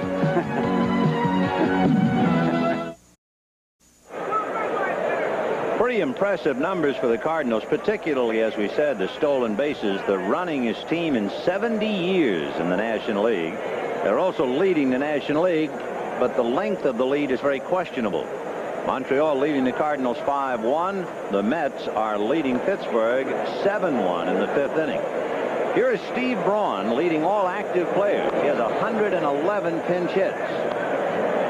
He's also the Cardinals' all-time pinch hitter, tied with Red Schoendienst. Strike. 1-1 to Steve. Hitting .224 against Bill Gullickson. Gullickson has allowed 2 hits, walked 3. High foul off third. Wallach trying to run it down. It's doubtful. He will run out of room. 1-2. Just to show you about the Cardinals being the runningest team in the National League over 70 years, look at that. The second best team, almost 120 bases behind them. And again, the 1913 Giants stole 296, and guys like Vince Coleman and McGee are not through running yet. And ironically, the first stolen base they got this year was by Joaquin Andujar, of all people. Still 1-2. The difference in the game, Montreal had a bunt, a squibber, a flare, and then a grand slam home run by Andre Dawson. And it's 5-1 Expos in the 5th inning. There's Andre standing in the shade of right field. Slow curveball, missed, 2-2. You know, if you said that fast, it would sound like you were doing a review of a record. A bunt. Oh, yeah, yeah. Bunt, squibber, flare.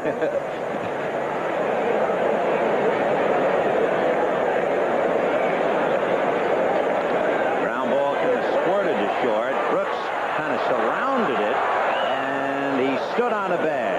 Yep, he kept his foot on. Right there was Bob Davidson watching Galarraga fall like a statue, but Hubie Brooks kind of went on a circuitous route to get that ball. Watch the throw, though. He's off balance here. He throws it with his back foot, and it kind of sails, and Galarraga able to keep that foot on the bag. Close, but look at Bob Davidson in good position. And that was a good play on both ends. Well, one away, and Vince Coleman, the batter. Houston leading Cincinnati 3-2 in the 6th inning. Vince Coleman fouled out in the 1st inning and flied to left in the 3rd. I'll always remember the quote Whitey Herzog made in spring training when he was sending Coleman out. He said, "I am probably sending the rookie of the year to the minor leagues." And he did, and he is. 1-0. 2-0. It was good talking to Vince Coleman and talking about his 100th stolen base, that he said he got goosebumps and chills and everything else. It meant something to him. He really reacted to it. Say, it's shocking to realize what 100 stolen base means. It means that Vince Coleman has stolen more bases than 5 entire National League teams. He's stolen more bases than Houston, San Diego, Atlanta, Pittsburgh, and San Francisco. That's right. Andre Dawson remembered him when they were both at the same college. He said, "I remember him as a kicker. That's all he ever did was kick." He said, "I didn't know he had that kind of speed." The Washington Redskins did. They wanted him to run back punts, which is why he's playing baseball. I don't blame you. You got to be part kamikaze to run back punts in the NFL. You want to get even with somebody, that's what you do. You're on a special team. You're a special person. That's right. And every week you go home, your face looks different. 3-2 to Vince. 1 out in the 5th. 5-1 Montreal. The Mets leading 7-1 in the 5th inning in New York. Pop foul and out of play. Gullickson, who once upon a time would strike out quite a few. He has struck out as many as 7 in a game this year, and he's done that twice. He's in the 5th inning with 1 out, no strikeouts. He has become basically a finesse pitcher. And he has struck out, go to the book, it seems to me he struck out 18 in a game. Yep. In 1980, he struck out 18 Cubs. But he's not that kind of a pitcher anymore. A little bit of this and a little bit of that. 3-2.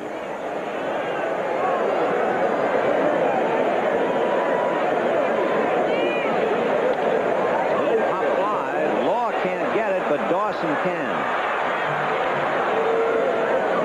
Just for the history book so you can see it, here is stolen base number 100. It was against the Phillies, and it wasn't even close. Coming up on the slide when the tag is made. Vince Coleman now has 101, but he is 0 for 3, and that's a key in the game to keep him off the base pads. Those are the men who have done it. Henderson 3 times, Brock, Wills, and Coleman.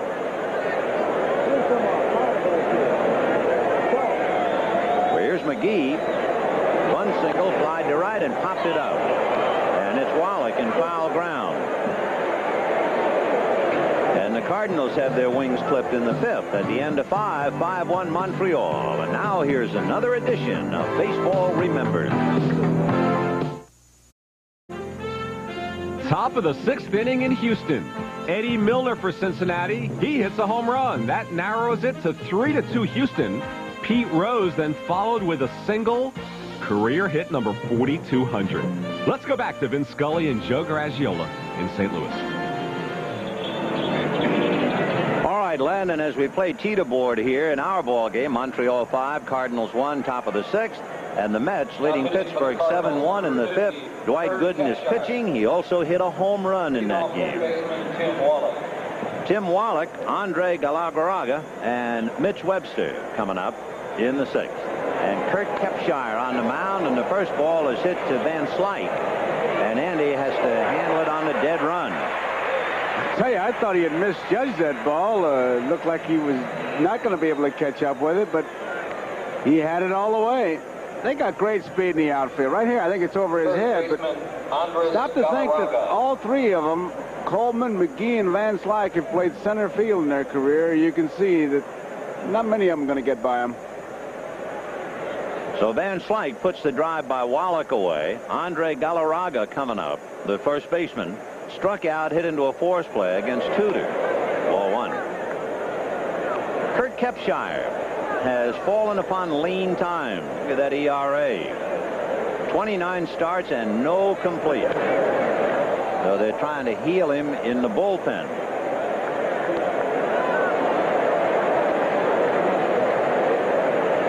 So John Tudor went 5 innings, allowed 5 runs, 7 hits, 6 strikeouts. And he was unlucky in the 3rd inning, and Montreal buried him. To repeat in the 3rd, Gullickson a squibber up along 3rd. Baines bunted for a base hit. Law a little pop fly single. And then Andre Dawson put the slug on him. Ground foul. You might remember Kurt Kepshire started last Saturday's game of the week against the Cubs and walked everybody in sight. Now he's relieving. Galarraga from Venezuela struck out, hit into a force play. The Expos are very high on him. They think he has a lot of power and a chance to be a good one at first base. And he lifts a drive to center, and McGee is on his horse, but he doesn't have to bother. That's in the seats. Talk about a lot of power. Andre Galarraga, who was signed by Montreal on a recommendation from Felipe Alou, was looking for his first Major League extra base hit, and did he get it? And Vin, it looked like a curveball. Not even the hard-breaking curveball. Looked like Kepshire took something off. Watch and see if you can pick up the break. It is a curveball, and I mean, he really drills it. McGee thinks he's got to play and then realizes, I no way I can get it, and he had to be way in the back row to get that one. That's it, up in the empty seats. Oh, what a monstrous shot by Galarraga. He almost hit it to Venezuela. And it is 6-1 Montreal. So his first extra base hit becomes his first Major League home run. 6-1 Expos. And Mitch Webster at the plate. Fly to left, hit into a force play. Once again, we remind our viewers we'll be selecting the NBC Light Beer from Miller Player of the Game at the conclusion of the game.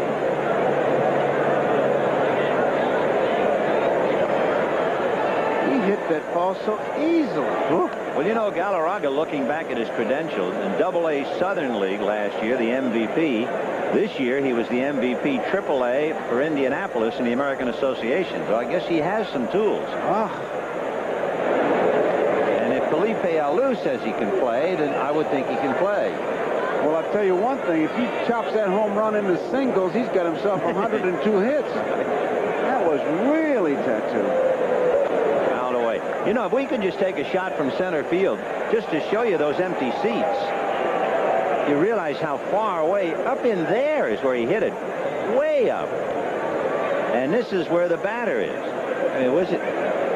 It's about an hour difference in time zone. Woo. 3-2. And there's ball 4 to Mitch Webster. So Kepshire gives up a home run and a walk, and Sal Butera will be the batter. Tell you one thing, if the Cardinals make it to the League Championship Series, Kepshire is suspect. Well, that kid in the bullpen, they are really singing his praises. Todd Worrell. The Kepshire, the struggle continues. And the batter now, Butera, grounded to third and struck out.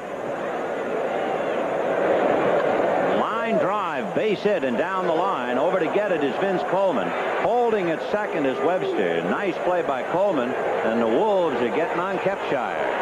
And lost in that is the speed of Vince Coleman getting over to cut that ball off before it goes to the wall, and possibly a triple, at least one run scoring. I mean, he covers a lot of ground and gets that ball, and that's an easy play out of it and gets it back in to where you're able to stop Webster at second base. So Kepshire with Bill Campbell throwing back of him in the bullpen. Boy, it's hard to keep your confidence if you are a pitcher and you fall upon times as lean as Kepshire has. And there's Campbell behind him. They're looking bunt, and rightly so. One out, and the pitcher Gullickson at the plate. 6-1 Montreal. They're trying to get a ton here. The bunt is down, and the play will be at first base. So the sacrifice works. Let's get an update on that Cincinnati-Houston game. Well, Vince, still the top of the sixth. We showed you the Ed Milner homer for Cincinnati. Buddy Bell follows with a 2-run shot that Jose Cruz can't get. The Reds, who trailed 3-0, have now taken a 4-3 lead. Here come Pete Rose and the Reds back to St. Louis. A rose by any other name would smell as sweet, except in Los Angeles and in the dressing room in San Francisco, where the Dodgers are getting ready to play the Giants. And if the Reds win that game in Houston, the Dodgers would have to win or the lead would be cut to 3.5. We have a moment with Bilecki now pitching for Larry Williams, who had taken over for Roden. Danny Heap flied out to left. Howard Johnson blooped a double to left. Rafael Santana grounded out to the right side, second to first. Howard Johnson taking third. And that brought up Dwight Gooden. Now, Gooden had homered in his first at-bat, lined out to third in his second at-bat, and he promptly singled past third for his 4th RBI today. Gooden is 2 for 3, and the Mets are leading the hapless Pirates 8-1. We'll be back. It is 6-1 Expos, and they're looking for more.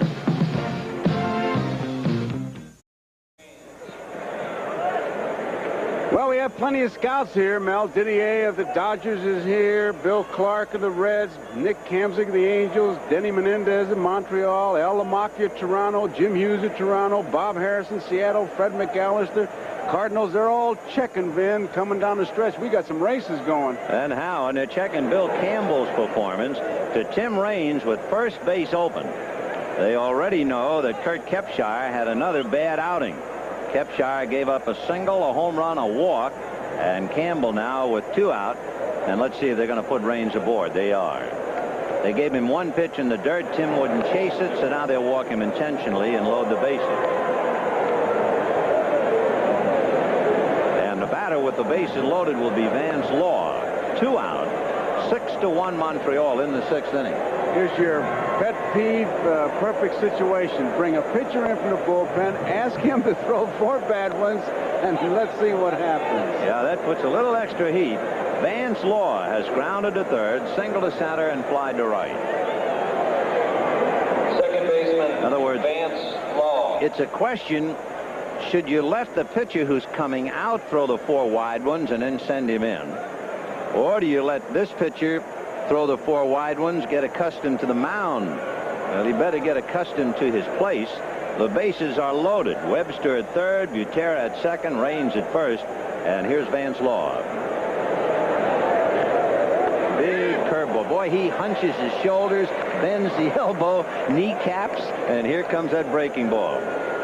He must be about 50 feet from home plate by the time he finishes up, too. He really comes off that mound after he throws it. Watch him. He looks like a hook and ladder extension. Everything. Watch now. The shoulders are hunched. Head goes. Elbow. Curveball. Hit back a third. Pendleton on the bag, and that's it. 1 run, 2 hits, and 3 left. And at the end of 5.5, Montreal 6, Cardinals 1. Herr Clark and Van Slyke coming up. We are watching all 4 races. races as closely as possible, and sometimes it's hard to project the game of the week. For instance, last week we were talking about a possible Yankee-Baltimore game, but when Yankees hit the tubes, why, naturally that was not the game to focus on. So as of this minute today, the game of the week next week will be a rematch. Only the Cardinals will be in Montreal, and the Mets will be at Three Rivers in Pittsburgh next Saturday, 3 p.m. Eastern Daylight Time. But again, we're trying to accommodate you to try and capture all the flavor and excitement of all 4 races. And if we have to change, we will. Tom Hurd. Tommy Hurd, Jack Clark, and Andy Van Slyke in that order. Bottom of the 6th inning. Bill Gullickson in Montreal leading 6-1. You might wonder about Gullickson. He has started 26 games and completed 4. But, on a big but, he does not have Jeff Reardon. Reardon is out and will not figure in this series at all. Tim Burke would be the #1 man in the bullpen, even though they pitched St. Clair last night. But Reardon, with 35 saves, unable to play. He's in the dugout, in fact. He's not even down there. So it'll be up to Gullickson to go at least 7. And he's in the 6th. Hurd has popped up and doubled, 1 for 2.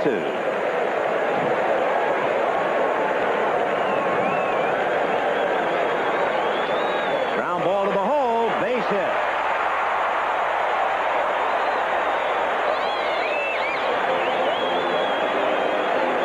That's only the 3rd hit for the Cardinals, and Hurd has 2 of them. As you see, Cincinnati and Houston tied up at 4 in the 6th inning. That looked like a pretty good pitch outside part to play. The fastball, he was able to pull it. You just wonder, and only if you're Butera can you really know if he's still got his real good fastball. If that was his good fastball, Hurd should not have been able to pull it that well. Well, here's a guy who could pull it out of Missouri. Jack Clark, fly to center, fly to left.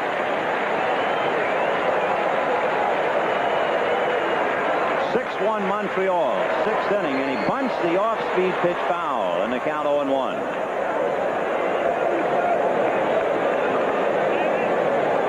Not a bad play, Palin. No, with that left side so deep, yeah. So deep, if he gets the ball down, he gets on, and got guys that can knock him in, Van Slyke, Pendleton, so he just wants to get on and get some base runners. You need some bodies on those bases. The left side is way back. Brooks and Wallach almost shaking hands, as you can see. Look at how far back they are. Look how close they are to one another. Not a bad play at all. And that's the way they played Clark each of his previous 2 at-bats. So it's not a case of later in the game Gullickson losing anything. They have pinched that hole on the left side all day with Clark. Tommy Hurd held on by Galarraga. Line drive, base hit. Down the line, over to cut it off his range. Clark making a turn and will hold. An excellent play by Raines to put runners at 1st and 3rd.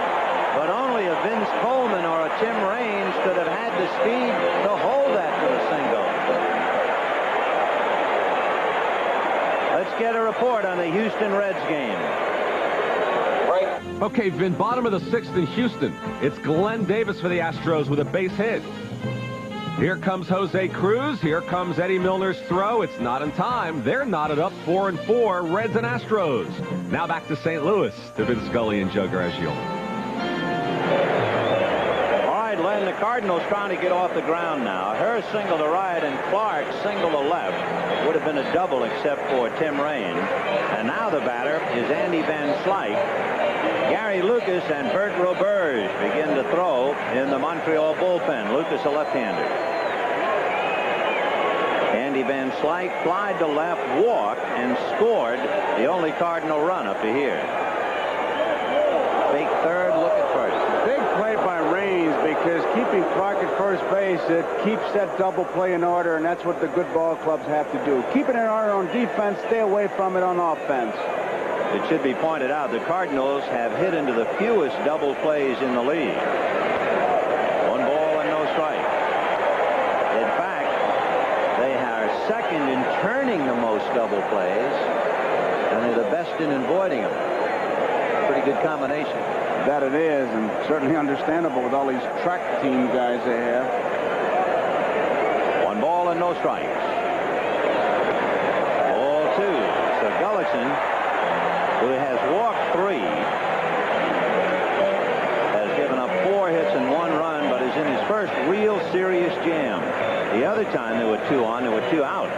Now he has first and third.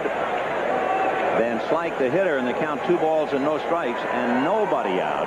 Terry Pendleton on deck. Fouled away. That'll give us a chance to tell you in the top of the 6th inning. Sid Bream flied to left. Mike Brown popped out to second. Gonzalez flied to center. A 1-2-3 inning for Dwight Gooden. So at the end of 5.5 innings at Shea Stadium in New York, it's the Mets 8 and the Pirates 1. 2-1 to Andy Van Slyke.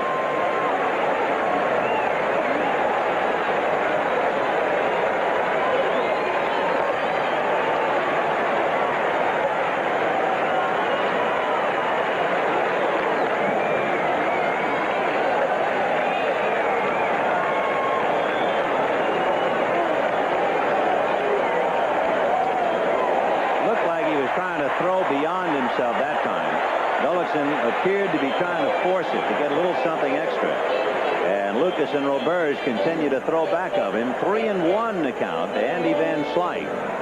Clark held on by Galarraga at first. Down the line from third is Tommy Herr. 3-1. And he hit a high fastball down the left field corner for a base hit, and it will bounce over the wall. So Clark will have to go back to third. Stopping at second with a ground rule double is Van Slyke. It's Montreal 6, Cardinals 2. That ball was up, and Van Slyke really drilled it. Ground rule double. They lost the additional run for the moment. Clark would have scored had that ball stayed in play. So it was in the judgment of the umpire, but in this particular case, immediately Van Slyke reacts to it because he wanted to hit that wall, and he knows he's got himself at least a double, maybe a triple if it hits the wall, but he was looking at the other RBI. Clark would have easily scored. Remember, we were telling you about how Gullickson has written on his glove D-O-W-N. Keep the ball down. Well, that ball was up to Andy Van Slyke. He doubled the left, and Andy is G-O-N-E, gone. Gullickson. Left-hander Gary Lucas. He's a big drink of water, 6'5", 200-pounder, out of Riverside, California, lives in San Diego. He was with San Diego for 4 years and went to Montreal last year. So Lucas will pick up for Bill Gullickson. And he'll be pitching to Terry Pendleton and then Darrell Porter.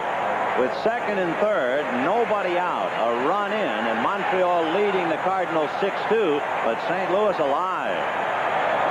Foul back, 0-1. In the inning, Herr singled, Clark singled him to third, Van Slyke doubled Herr home, Clark to third. And here's Terry Pendleton.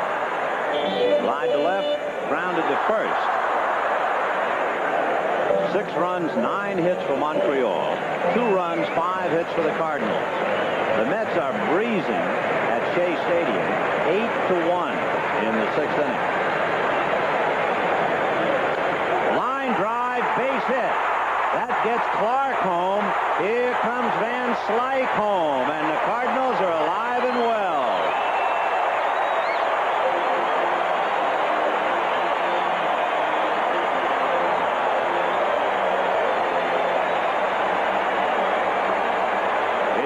Montreal 6 and the Cardinals 4. Nobody out. 3 runs in here in the 6th. Ruby Brooks gave it a real good effort, but no way to get that one. As Pendleton really drilled it, and we've got ourselves a ball game. Buck Rogers knows he doesn't have his premier ace bullpen man, Jeff Reardon. He tries Lucas against Pendleton. Now he'll try him against Landrum. Tito hitting .292. The Landrum batting for Porter. Tito. Sounds like Yugoslavia.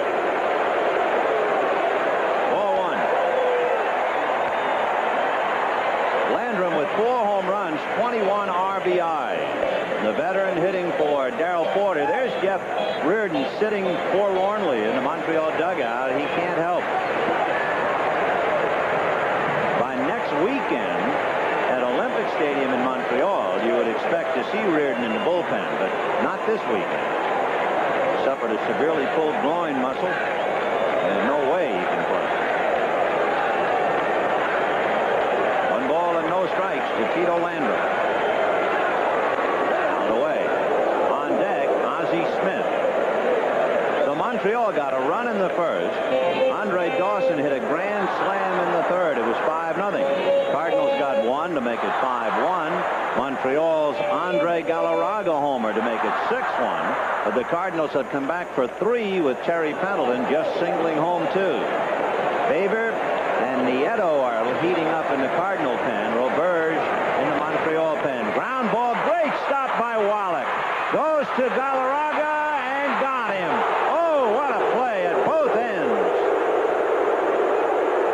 A tremendous play at both ends, and you have to give Galarraga a lot of credit. That's the second play he's made. Look at Wallach first as he dives, comes up with the ball, knows he doesn't have a play at second base.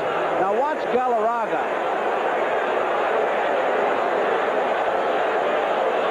Hey, that was pretty close at first base. I don't know.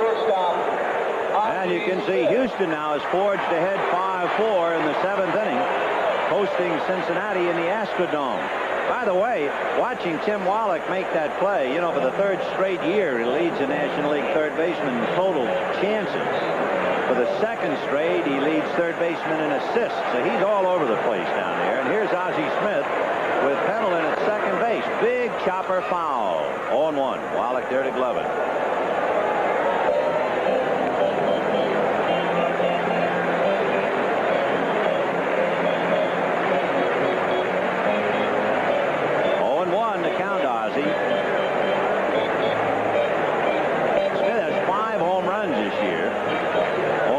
Coming from this side of the plate.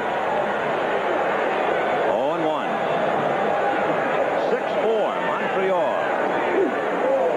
1 ball and 1 strike.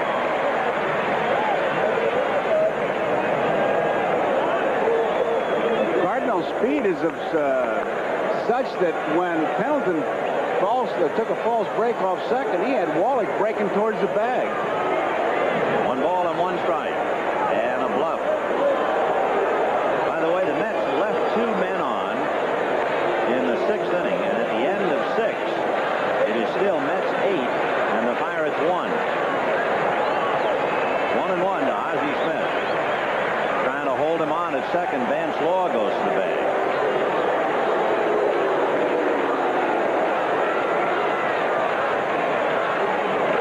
Pendleton has stolen 13 bases, but he's been caught 10 times. That's too many. Of success at all. However, he likes to run, and he is trying to make the infielders move and bird dog him and open it up for Ozzie. Say, he's doing a good job, and not only with the infielders, but he's breaking the concentration of the pitcher. Here in the bottom of the 6th inning, Kerr single, Clark single. Van Slyke doubled in 1, Pendleton doubled in 2. It's a 3-run 6. Montreal leading 6-4. And Ozzie Smith takes ball 3 with Pendleton now at second base. So Ozzie Smith represents the tying run at the plate. Montreal 6 runs, 9 hits, and the Cardinals 4 runs, 6 hits. But Montreal led thanks to a grand slam by Andre Dawson and a home run by Andre Galarraga. They led 6-1, and the Cardinals now starting to flap their wings here in the 6th. And that's ball 4, and the tying runs are aboard with 1 out. Bill Campbell is due to come up. All eyes are on the St. Louis dugout here at Busch Stadium, and who will it be? Will it be Cedeno? That's the big question. Gary Lucas would like to know. And it will be Cedeno.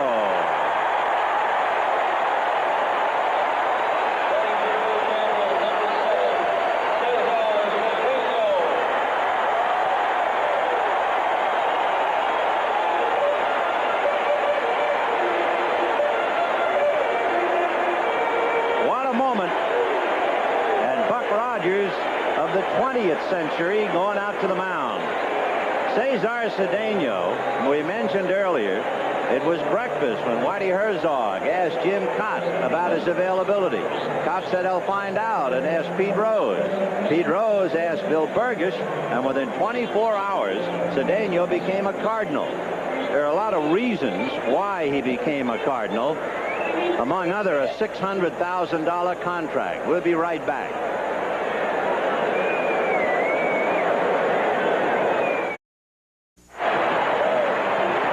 Montreal leading the Cardinals 6-4, but the Cardinals have come alive with 3 in the 6th inning. The Mets are leading Pittsburgh 8-1, and the Pirates went out in order in the top of the 7th. Now the confrontation. Herzog has played his ace, Cesar Cedeno, with first and second and 1 out. Cedeno hitting for Campbell against Bert Roberge. A strike. Roberge, a 31-year-old right-hander out of Lewiston, Maine. And Cedeno with 5 home runs as a Cardinal. Imagine, he had 3 home runs in 220 at-bats for the Reds. And he's had 5 home runs, it seems like, in a couple of days for the Cardinals. 26 for 56 with 16 runs batted in since he came over. And he finds Pendleton at second, Smith at first, and a pickoff play in progress. Left-hander Jack O'Connor in the Montreal pen. It's been Gullickson, Lucas, and Roberge. Gullickson could still win. He's the pitcher of record. The tying runs belong to Lucas. And a big play by Tim Wallach, or Montreal would be really up to its hips in trouble. That's a strike. 0-2. 2 tough pitches, breaking balls. That one right on the outside corner. Bert Roberge came up with Houston in 79, again in 80 and 82. Played briefly for the White Sox in 84. He was acquired in a deal for infielder Brian Little. Cedeno with that $600,000 contract, and it will come to an end when this season ends. So Cincinnati felt it would be a good time to unload him. The Cardinals felt the extra money was well worth it since they have a chance to win. 0-2 to Cedeno. Bluffing Pendleton back in the bag. Ozzie Smith at first. The only out was a great diving stop by Wallach, an even greater catch at the other end by Andre Galarraga to stay on the bag, to take a hit away from Tito Landrum. 0-2. Line drive into left field. Cedeno's done it again. Pendleton will score. It is 6-5 Montreal. Ozzie Smith at second. He got a fastball right down the middle with 2 strikes. It looked like Butera wanted the ball inside. He just laid it right in there, and Cedeno jumped all over it. That run is charged to Lucas. It is now Montreal 6 and the Cardinals 5. Ozzie Smith, the tying run at second, and Vince Coleman coming up with 1 out. Cedeno last night hit an 0-2 pitch for a triple, and hits an 0-2 pitch for a RBI single. And with the speed they got coming up, chances for a double play, it's possible but not probable. Boy, you're right there. Coleman has hit into 1 double play this year, and that was as a right-handed batter. Cedeno at first, Ozzie Smith at second, 1 out. 4-1. In fact, the speed is forcing to shorten up the infield. They're in tight, and Hubie Brooks now talking to his second baseman, Vance Law. Speed, I'll tell you, will run you crazy. It's a catalyst. It never runs into a slump, and it's got you thinking all the time. It's like Ghostbusters. There have been 5 hits and a walk in this 6th inning for the Cardinals. Way outside. Jack O'Connor continues to throw in the pen with Willie McGee on deck. You have McGee and her. No rest for the weary. Back-to-back switch hitters. Following Coleman, who switches. And as we said, he did it hitting right hand. 2-0. Jeff Lottie, the #1 guy along with Worrell in the Cardinal bullpen, and Lottie is out. It is 6-5 Montreal. The Cardinals were down 6-1. 2-1 to Vince Coleman.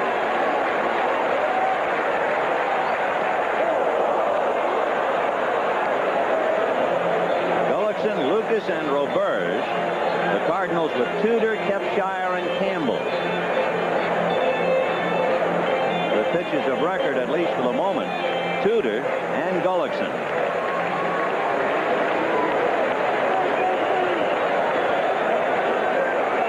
He's shortened up, too. And down he goes anyway, trying to uppercut. He had made a bad swing on a pitch before, and that's the one thing he does do is strike out.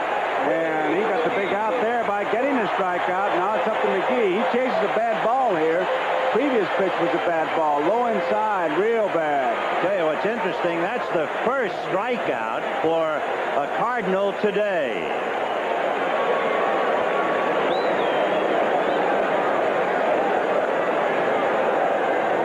Ozzie Smith at second, Cesar Cedeno at first. 6-5 Montreal with 2 out. And Willie McGee, the league's leading hitter, at the plate. McGee, an infield single, flied to right and fouled out.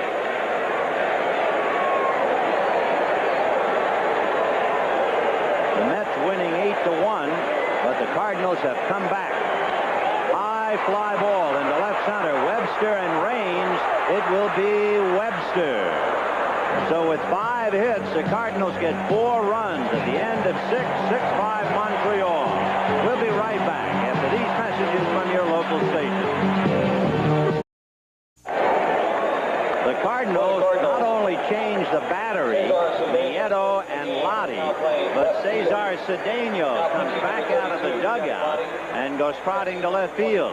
So Vince Coleman will probably go out for Lottie, and Lottie will be in the leadoff spot. Then Nieto is in Porter's spot, and Cedeno stays in the game. 6 runs, 9 hits for Montreal. 5 runs, 7 hits for the Cardinals.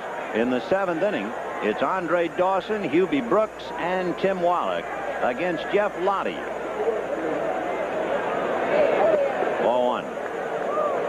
Jeff Lottie is 3-2, but he's the big man. He has 17 saves. Andre Dawson, the big man for Montreal, had a grand slam in the 3rd inning. In the dirt, half swing for a strike. Dawson has flied to right, hit the grand slam, rolled to 3rd. So Lottie is asked now to keep the Expos quiet. Dawson, Brooks, and Wallach, the heart of the lineup, coming up.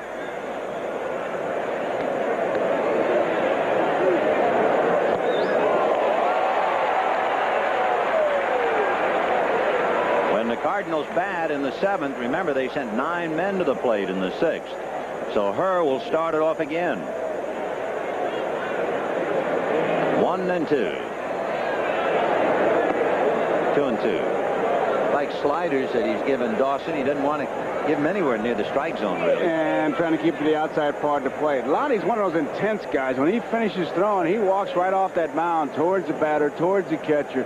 You got to walk a couple miles in the course of pitching. Off the end of the bat, high number speared by Lottie, who fumbled but held on to it. He couldn't throw the ball to Clark because he didn't have a grip on the ball. He just kind of smothered it at his chest and brought it with him. 1 away. Not too pretty, but very effective. That's right. He's got it here. He's not really sure he's got it. He kind of cradles it, and Dawson avoids the collision. Lottie gets there just in time.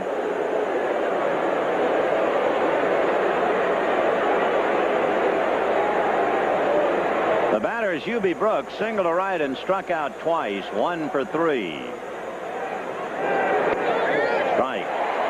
At Shea Stadium in the bottom of the 7th, Howard Johnson singled but was picked off first. Rafael Santana singled up the middle. That brought up Dwight Gooden. He had a home run, line out, and single, and Gooden blooped a single. That sends Santana to 3rd as we see Brooks go out. So Gooden is 3 for 4 today with 4 RBIs, but Mookie Wilson lined out. So they're still in there, 8-1 New York in the 7th inning. You think they're getting a place at Cooperstown ready? Yeah, he doesn't steal bases, though. That's right. He can't get... well, there'll be some scout put down. You can't let Gooden extend his arms or he'll hurt you. Right. Here's Tim Wallach. Popped up, single, fly to right. 1 for 3. 1-0 the count. Andre Galarraga on deck. He homered in the 6th inning. Chopper to third. Penelon sets for the throw. Solani restores order and retires the side in order. And at the end of 6 1/2, Montreal 6, the Cardinals 5. Now here's another edition of 7th inning stretch. Well, it's quite an afternoon. The Cardinals coming back from the dead are trailing 6-5. The Mets have just added 2, so they're breezing over Pittsburgh 10-1. So there's a lot going on here and there. A lot going on everywhere. This is a great time of the season because it's scoreboard baseball. You're watching this game, you're watching the other one. What if this happens? What if that happens? It's a great time. In fact, the last time we just checked, Houston was leading Cincinnati 5-4 in the 7th inning, and the Dodgers haven't started to play yet in San Francisco. So stay with us. We'll cover as much as we can for as long as we can. You can bet Lasorda is knowing what's going on. You bet. Tommy Herr, who started things off in the 6th inning when the Cardinals scored 4 and sent 9 men to the plate. And Tommy Herr will start it off.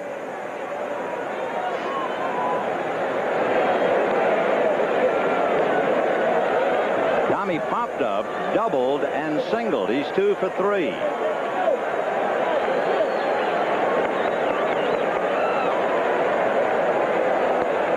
Strike. 6 runs, 9 hits for Montreal, 5 runs, 7 hits for the Cardinals. Herr, Clark, and Van Slyke.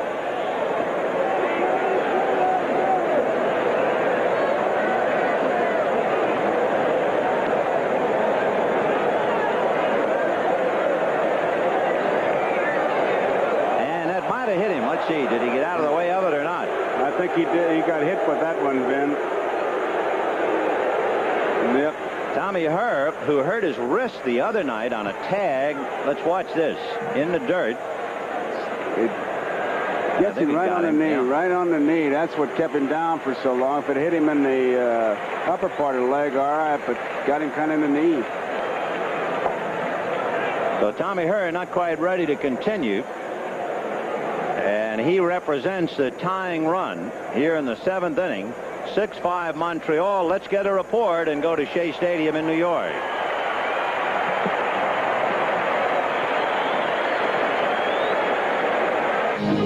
Here it is, Vin. Bottom of the 7th. Keith Hernandez ricochets it through the box. Dwight Gooden, who has 3 hits today, scores the 10th Met run. It's 10-1 Mets, now playing the top of the 8th inning. Back to St. Louis. Well, it might be a day at the beach at Shea Stadium or a walk in the park, but it is anything but here. The Cardinals down by 1, have the tying run at first, nobody out, and Jack Clark the batter in the 7th inning. Clark flied to center, flied to left, and singled. And Herr, a little worse for wear, but okay at first base. Oh, Jack was trying to hit that thing up north. And once again, Wallach and Brooks on that side of the infield really deep and playing Jack Clark to pull. They know he's going for just one thing. Hit that ball hard, pull it. Look at him.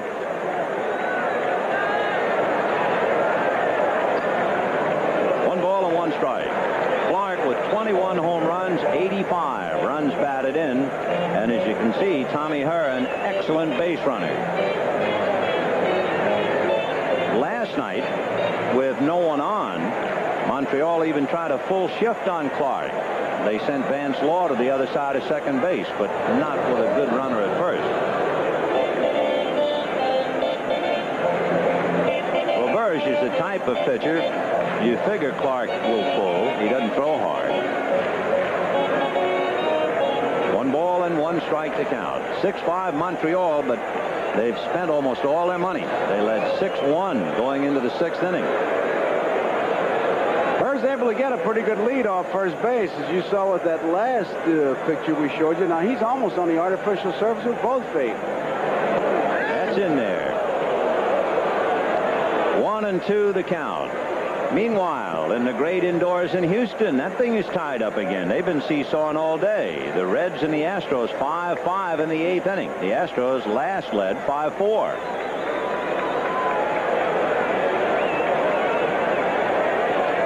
One and two to Jack Clark. Full down the left field line, foul, scattering the boys in the Expo bullpen. There was that hit a mistake. That was a high curve ball up in his eyes, and there was no way that Jack Clark was going to let that ball get by. So as you see, the Yankees are winning. Toronto tied in a ho-hum situation over there, at least for now. 1-2 the count to Jack Clark.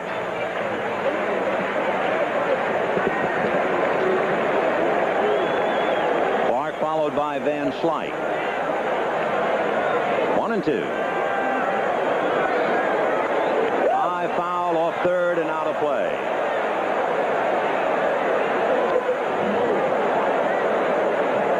Jack Clark, a very aggressive hitter. He's a hacker. He goes up there and knock him in. You know, that's one reason why Whitey Herzog didn't want him to take experimental batting practice to tell him whether he was ready or not. Because Whitey said, no, he'd go in the cage and tear himself to pieces. I'm just going to wait, and when he's ready, he's going to play. 2-2. In fact, when Doc London said he was okay, Whitey said, hey, give him 3 more days, more extra time. I need him coming down the stretch. And now, of course, he not only has Clark, he has Cedeno. He's got a good 1-2 punch. 2-2 the count. Remember, Cedeno is hitting number 9 spot. There goes Herr, and it's foul back. So Tommy Herr on the way. 2 balls and 2 strikes to number 22, Jack Clark. And that's why he's 29 for 32. He wasn't running the whole time, but he was sure he was going to make it there. Percentages with the lead he had certainly on his side. If Clark takes that pitch, they don't even make a play, I'll bet you. Yep. Meanwhile, the Buck and the Bear, Buck Rogers and his pitching coach Larry Bernard, watching Bert Roberge.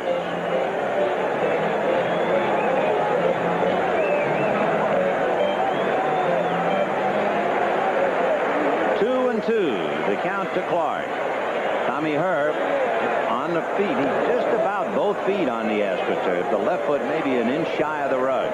He's been edging off, and now they're paying attention. They took it for granted on the last pitch. Well, he's reading Roberge very well so far, and Roberge perhaps is giving him kind of a commercial move to first, not showing him his really good move, if he has one. If nothing else, you've broken his concentration of it, just thinking that it's just him and Jack Clark. The tying run at first doesn't go. Check swing. They're going to look at first. No swing, says Bob Davidson, and the count 3-2. Now you got a big decision. You be the umpire. What do you think? I tell you, Jack Clark in checking, I think, felt a little pain in the left side of the rib cage. That half swing hurt Clark, and that could happen. In other words, a full swing, an unhindered swing, would cause less damage than the check. And when he checked, he backed out and kind of rubbed his side. 3-2. We'll see if Herr's going. I say yes. He figures to. There he goes, and there it goes. High drive to left. Rains on the track. Gone. 7-6 St. Louis.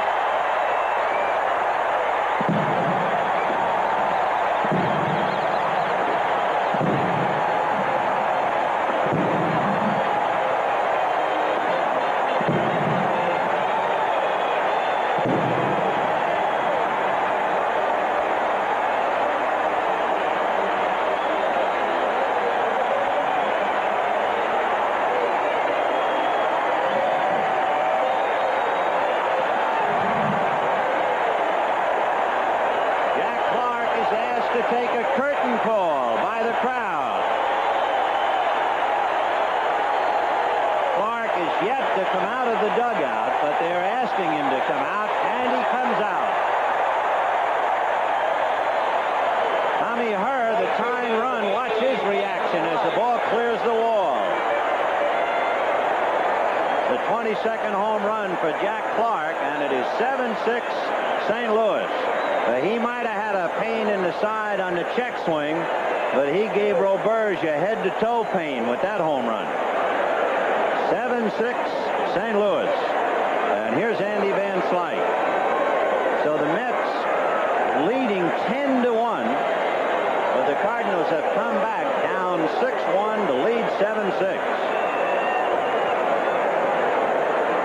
Ground ball foul outside of first, down to the Cardinal pen. Tudor, Kepshire, Campbell, and Lottie for St. Louis. Gullickson, Lucas, and Roberge. The pitchers of record now are Jeff Lottie and Bert Roberge. 2-1. That's a strike. 2-2. Van Slyke flied to left, walked, and doubled. And Bert Roberge is due to bat fourth when the Expos hit in the 8th inning. At Shea Stadium, Orsulak got a base hit, but Reynolds struck out. Johnny Ray went out. Sid Bream flied out. Goodness struck out 4, and at the end of 7 1/2, 10-1 Mets. High pop fly. Vance Law going out. Dawson coming, but Law says he'll take it, and does.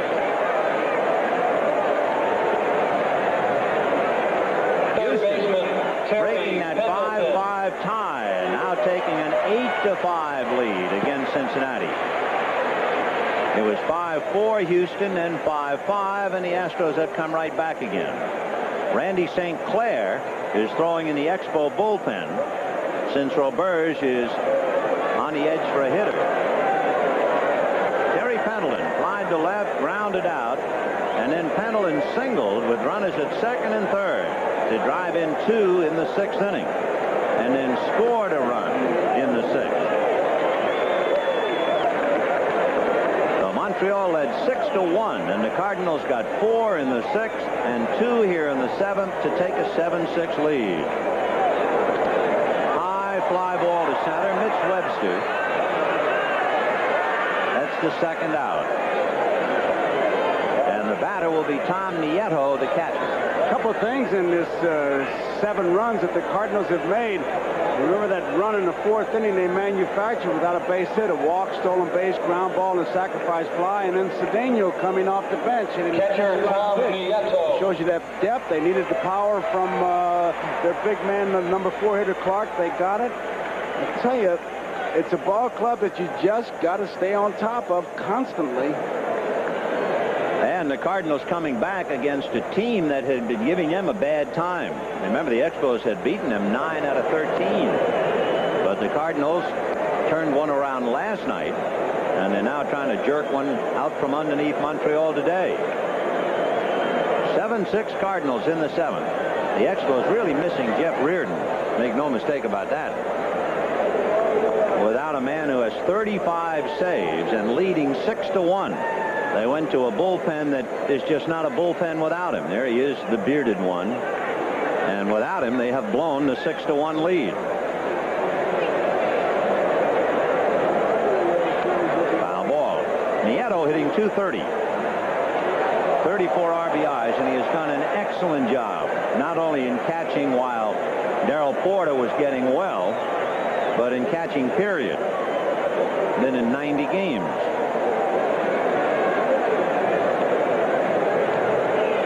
When Montreal hits in the 8th, they have Galarraga, Webster, and Butera. Not exactly household names. However, Galarraga homered in the 6th inning. Houston added another and leads Cincinnati 9-5 in the 8th. Andres, the first baseman, he'll be leading off in the 8th inning. High fly ball into right center. Webster has a bead on it all the way. So the Cardinals, however, get 2 on the home run by Jack Clark with her aboard. And at the end of 7, Cardinals 7, Montreal 6.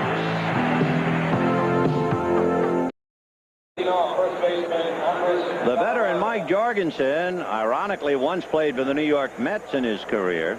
Now playing first base for the Cardinals, taking over for Jack Clark, who might very well have hurt himself, oddly enough, on that check swing, only to hit a home run and then have to leave. And sure enough, He did hurt himself. Strike to Galarraga. So Jack Clark took a half swing, hurt himself. It was ball 3. Took a full swing and got the Cardinals out in front and had to leave the game. That would be a very big price to pay if they lost him again. Yes, it would. Shot up the middle, smothered by her. Got him.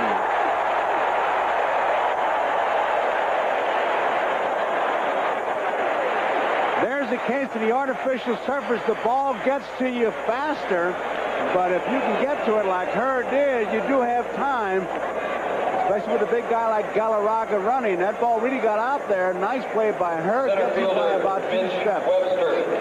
He really hits his ball hard. Take a good look at it, and her diving stop.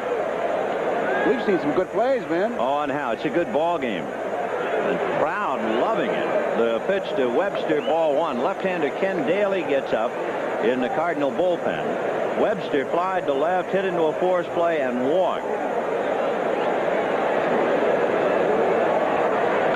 And popped it up. Back a third, foul ground. Pendleton and Ozzie Smith. Pendleton. And let's get a report. Cincinnati at Houston right now. Vin, bottom of the 8th in the Astrodome. Tim Tolman batting just 107. Hits a big 3-run pinch hit homer. They can breathe a little easier in Los Angeles now. The Astros lead the Reds 9-5. 1 out in the top of the 9th for the Reds. All right, Vin and Joe. For 16, Terry Frank. And to add a footnote, Tim Tolman is from Southern California.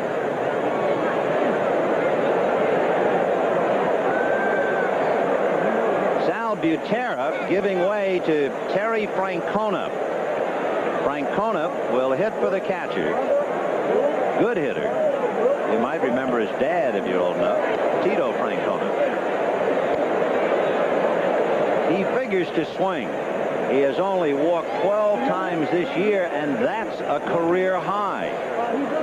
Last year he walked 5 times and 3 intentional, and the second ball he hits to short.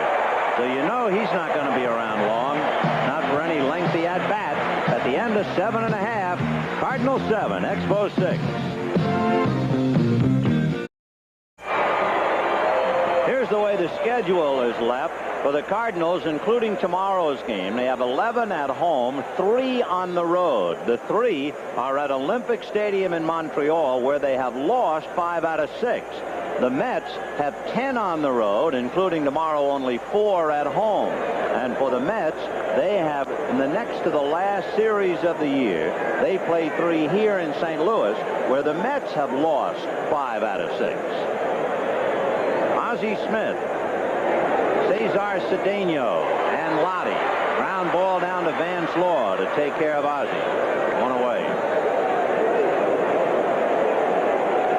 Left fielder Cesar. In the 8th inning at Shea Stadium, the Mets have scored again. Santana singled home Howard Johnson, who had tripled.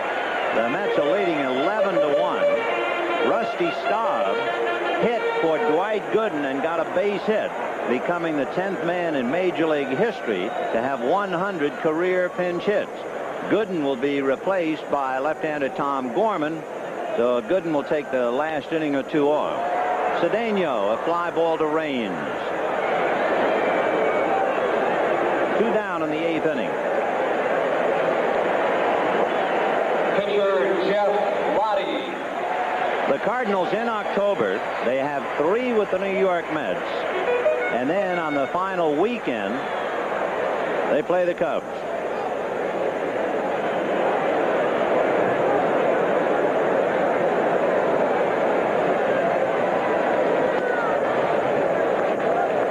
Jeff Lottie hitting in the leadoff spot with all of the maneuverings, 0 for 8. What's more important now, who will be hitting as he drives it to Raines. Due up will be the pitches spot Roberge, Raines, and Law. And if anybody gets on, Andre Dawson. So don't go away. At the end of 8, the Cardinals 7 and the Expos 6. Jeff Lottie trying to keep that record perfect as we go to the 9th inning. 7-6 St. Louis. Scott Thompson will bat for Bert Roberge, then Tim Raines and Vance Law. As if they needed it, Wally Backman singled with the bases loaded, and the Mets are now leading Pittsburgh 12-1 with 2 out in the 8th inning. Last night, Scott Thompson came off the bench and flied to center, 0 for 1 in the series. Ground ball to the right side to her. 1 away. The Major League Baseball game of the week has been brought to you by Ford, who invites you to drive the new Ford Escort. Have you driven a Ford lately? By Miller Beer. Miller made the American way since 1855. By Sharp Electronics Corporation. From Sharp Minds come Sharp products. And by Honda all-terrain vehicles, inventors of the ATC 3-wheeler and 4-Trax 4-wheeler. With 1 out in the 9th inning, Tim Raines coming up. Cardinals leading 7-6. Ken Daly and Todd Worrell throwing in the Cardinal bullpen. Raines, 2 for 3, has scored twice, was walked intentionally and struck out. He also has a stolen base. Right. So Jeff Lottie trying to seal it up. He's the pitcher of record trying to win his 4th. The loser would be Bert Roberge. 7-6 Cardinals, but even more important psychologically, they were down 6-1 and have pulled it out.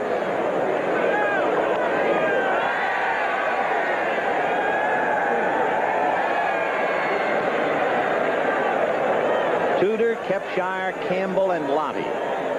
Gullickson, Lucas, and Roberge. 1 ball, 1 strike. Ball 2. So the Mets are leading 12-1 in the 8th inning. The last we heard, Houston was leading 8-5 in the bottom of the 8th inning. The Cardinals are winning 7-6 in the 9th. Jack Clark, we understand, is in the clubhouse icing his rib.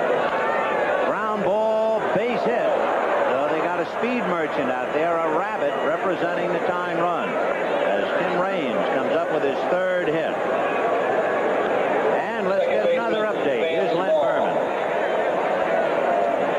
Thank you, Vin. Top of the 9th in Houston. Max Venable for the Reds. Ground ball. Bill Doran makes the play, so Houston beats the Reds 9-5. The Dodgers lead by 5 full games. The Dodgers are scoreless.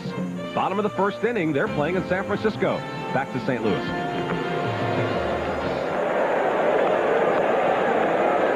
That Dodger game, a battle of left-handers, Jerry Royce and Mark Davis. All right, Raines, who has 1 stolen base, takes off, and the throw by Nieto not nearly in time.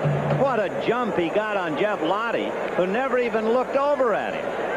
And Raines said, "Thank you very much. See you later." Jeff was so intent working on Law that Raines had that base stolen no matter what Nieto tried to do. So 2 stolen bases for Tim Raines. Head down, digging all the way. So the tying run is at 2nd with 1 out. 1-1. Tim Raines with 62 stolen bases.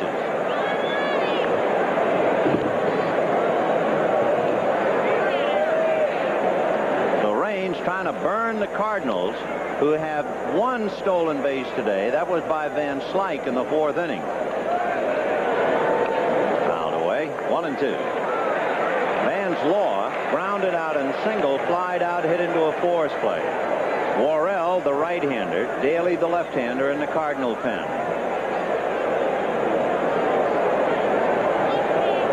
One and two to Vance Law.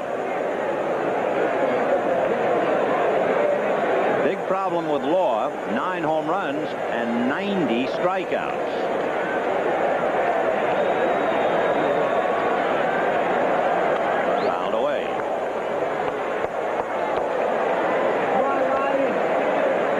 Trying to make the Cardinal infielders move around, and Andre Dawson waiting his turn on deck. But Raines wants Ozzie Smith to come after him, but Herr is playing Vance Law way off to the right. So Raines can afford to take some liberties and time call. The only one who can even bluff at him is Ozzie, and he can only do it reluctantly with a right-hand hitter up. And Ozzie trying to figure out a way to harness Raines. 7-6 Cardinals. 9th inning, 1 out.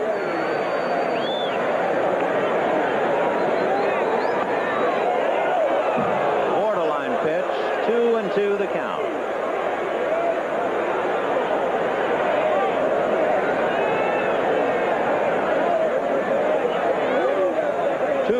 Bruce Frumy trying to update the scoreboard.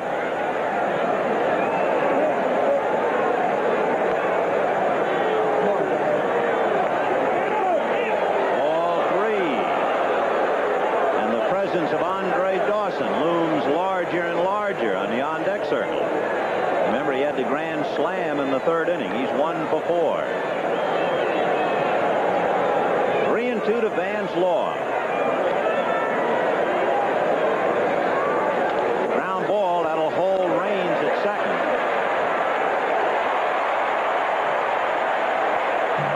Tim Raines had to be anchored at second, and with the tying run in scoring position and 2 out, it's up to Andre Dawson, who had been in a horrendous slump until the 3rd inning today, when he hit the 2nd grand slam of his career against John Tudor.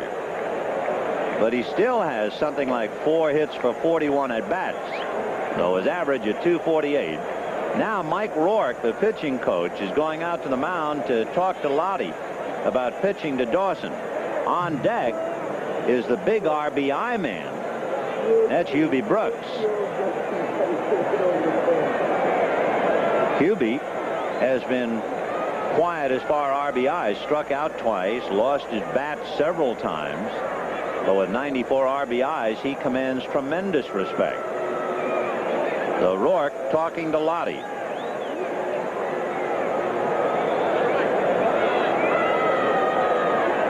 Two out, 9th inning. 7-6 Cardinals.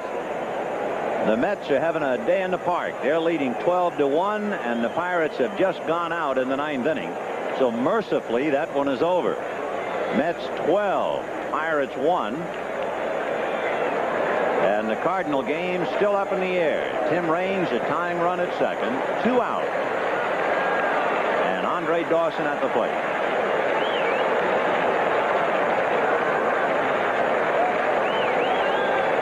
And Raines going to third. And the throw to third. Pendleton isn't within 5 feet of the bag. So Raines steals third.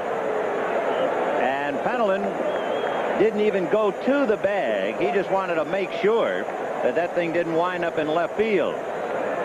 Pendleton not even in the picture. He was so far back of the bag. The throw by Nieto had him that far out of position. So the tying run is 90 feet away. And I'm just going to say, a little heat on Nieto. He can't allow one to get away now, or Raines is in there. So Raines with 3 stolen bases today to give him 63. 2-0 the count.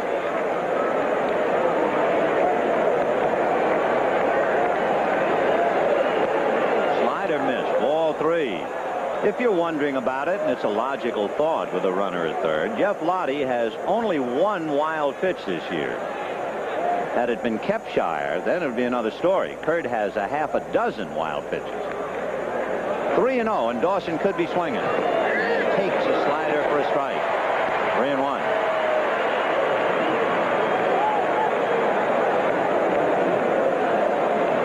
Montreal led 6-1. The Cardinals lead 7-6 with 2 out top of the 9th and a tying run at third. You can't cut it any thinner. 3-1. Little foul, out of play. For all you folks who have been watching the Mets game, the Mets winning 12-1, ours has been in direct contrast. The Expos led 6-1 thanks to a grand slam by Andre Dawson and a home run by Andre Galarraga. However, the Cardinals fought back, and eventually Jack Clark hit a 2-run home run to give them a 7-6 lead. Now you have 2 out. 3-2 to Andre Dawson. Tim Raines a tying run at third in the 9th inning. 7-6 St. Louis. So you joined us just in time. Ball 4, and the big RBI guy from Montreal, Hubie Brooks, will be coming up. And coming out is Whitey Herzog. He has Todd Worrell, the right-hander, and he really loved Worrell. He was saying he's my new Lee Smith in the league, a big right-hander. Worrell throws hard fastballs and sliders. So Todd Worrell, last night, every pitch he made in relief was in the 90s, except for a slider that he threw at 85 miles an hour. So Lottie comes out with runners at first and third, 2 out, and Worrell will go head-to-head with Hubie Brooks. Don't go wandering off. We got a dandy. The Cardinals 7, the Expos 6, but Montreal far from dead. We'll be right back. He's not being treated. He's back on. I just talked to him.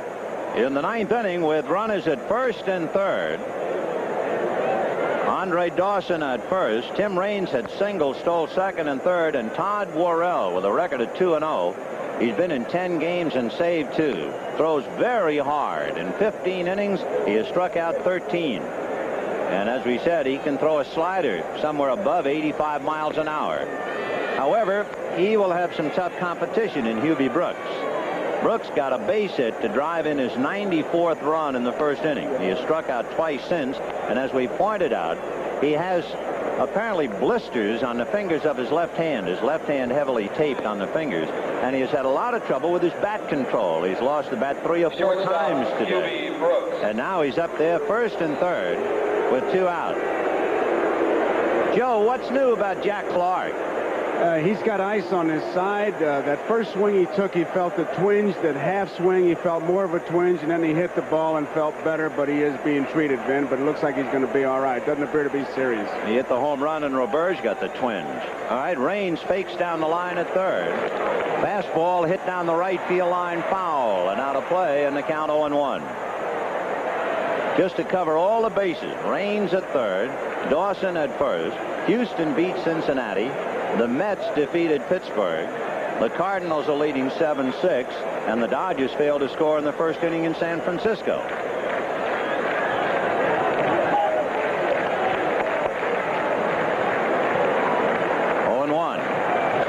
Foul ball, strike 2. Earlier, a few days ago, with this combination, runners at first and third, Dawson at first and Raines at third, Montreal pulled a double steal, and Raines stole home. None of those shenanigans right now, however. The count 0-2, and the crowd on its feet. They want him to punch out Brooks and end it.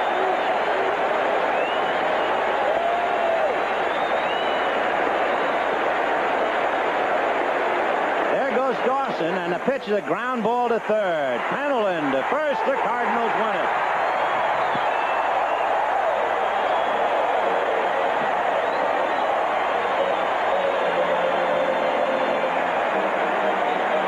So the Expos lead 2 in the 9th inning. Todd Worrell takes care of Hubie Brooks, and the Cardinal bullpen has 39 saves, much to the delight of Whitey Herzog. Bruce Sutter hasn't had as many opportunities. He has 27 saves. But the committee in the bullpen has 29 saves. This week's NBC Light Beer for Miller player of the game is Jack Clark, whose 2-run home run in the 7th inning gave the Cardinals the victory. Light Beer from Miller happy to present a check for $1,000 in the name of Jack Clark to help fight multiple sclerosis. For the Cardinals to remain 2 games in front, 7 runs, 8 hits, and no errors. For Montreal, 6 runs, 10 hits, and no errors. The losing pitcher is Bert Roberge, who served up the 7th inning home run to Jack Clark. The winning pitcher, Jeff Lottie. And quickly, let's get down to Joe and Whitey Herzog. Joe? Whitey, a tough ball game. What was your feeling here in this 9th inning? Well, actually, we came back, and when you come back, you certainly don't want to lose a ball game. We were down 6-1, of course, and they kept pecking away, and we've done that numerous times. And we had a game in New York where we were down 6-0, came back tied at 7-7 and lost it in the 9th inning. I didn't want that to happen today, but Todd Worrell's come up here right near the end of August, and he's really done a terrific job, as Jeff Lottie did again today. You didn't give him much of instructions except throw the ball hard. When I went out there, I said, let it fly, and then I had a play on in case they double steal. They got 2 strikes, and they were running. I'm certainly glad that Hubie Brooks hit the ball.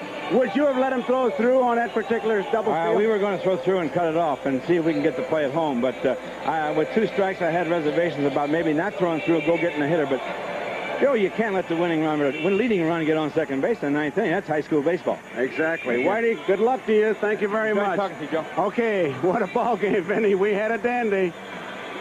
Well, we sure did, Joe, as the Cardinals come from behind and win 7-6. Executive producer, Mike Weissman. Coordinating producer, Harry Coyle. The telecast of today's Game of the Week. Produced by George Finkel. Directed by Lenny Stucker. Pre-game produced by Les Dennis. Technical director, Neil Flagg. Grand Slam home run by Andre Dawson. Solo home run by Andre Galarraga. Not enough. A 2-run home run by Jack Clark gives the Cardinals a dramatic 7-6 victory, and despite the Mets winning 12-1 at Shea Stadium, Whitey and his gang are still leading by 2. Remember, of course, the Mets and Cardinals will meet to the next to the last series of the year here at Busch Stadium in St. Louis. Next week, we'll have a rematch in different places. The Cardinals will be in Montreal, and the Mets will be at Three Rivers Stadium in Pittsburgh at 3 p.m. Eastern Time. But Joe Garagiola, Vin Scully, wishing you a pleasant, good afternoon.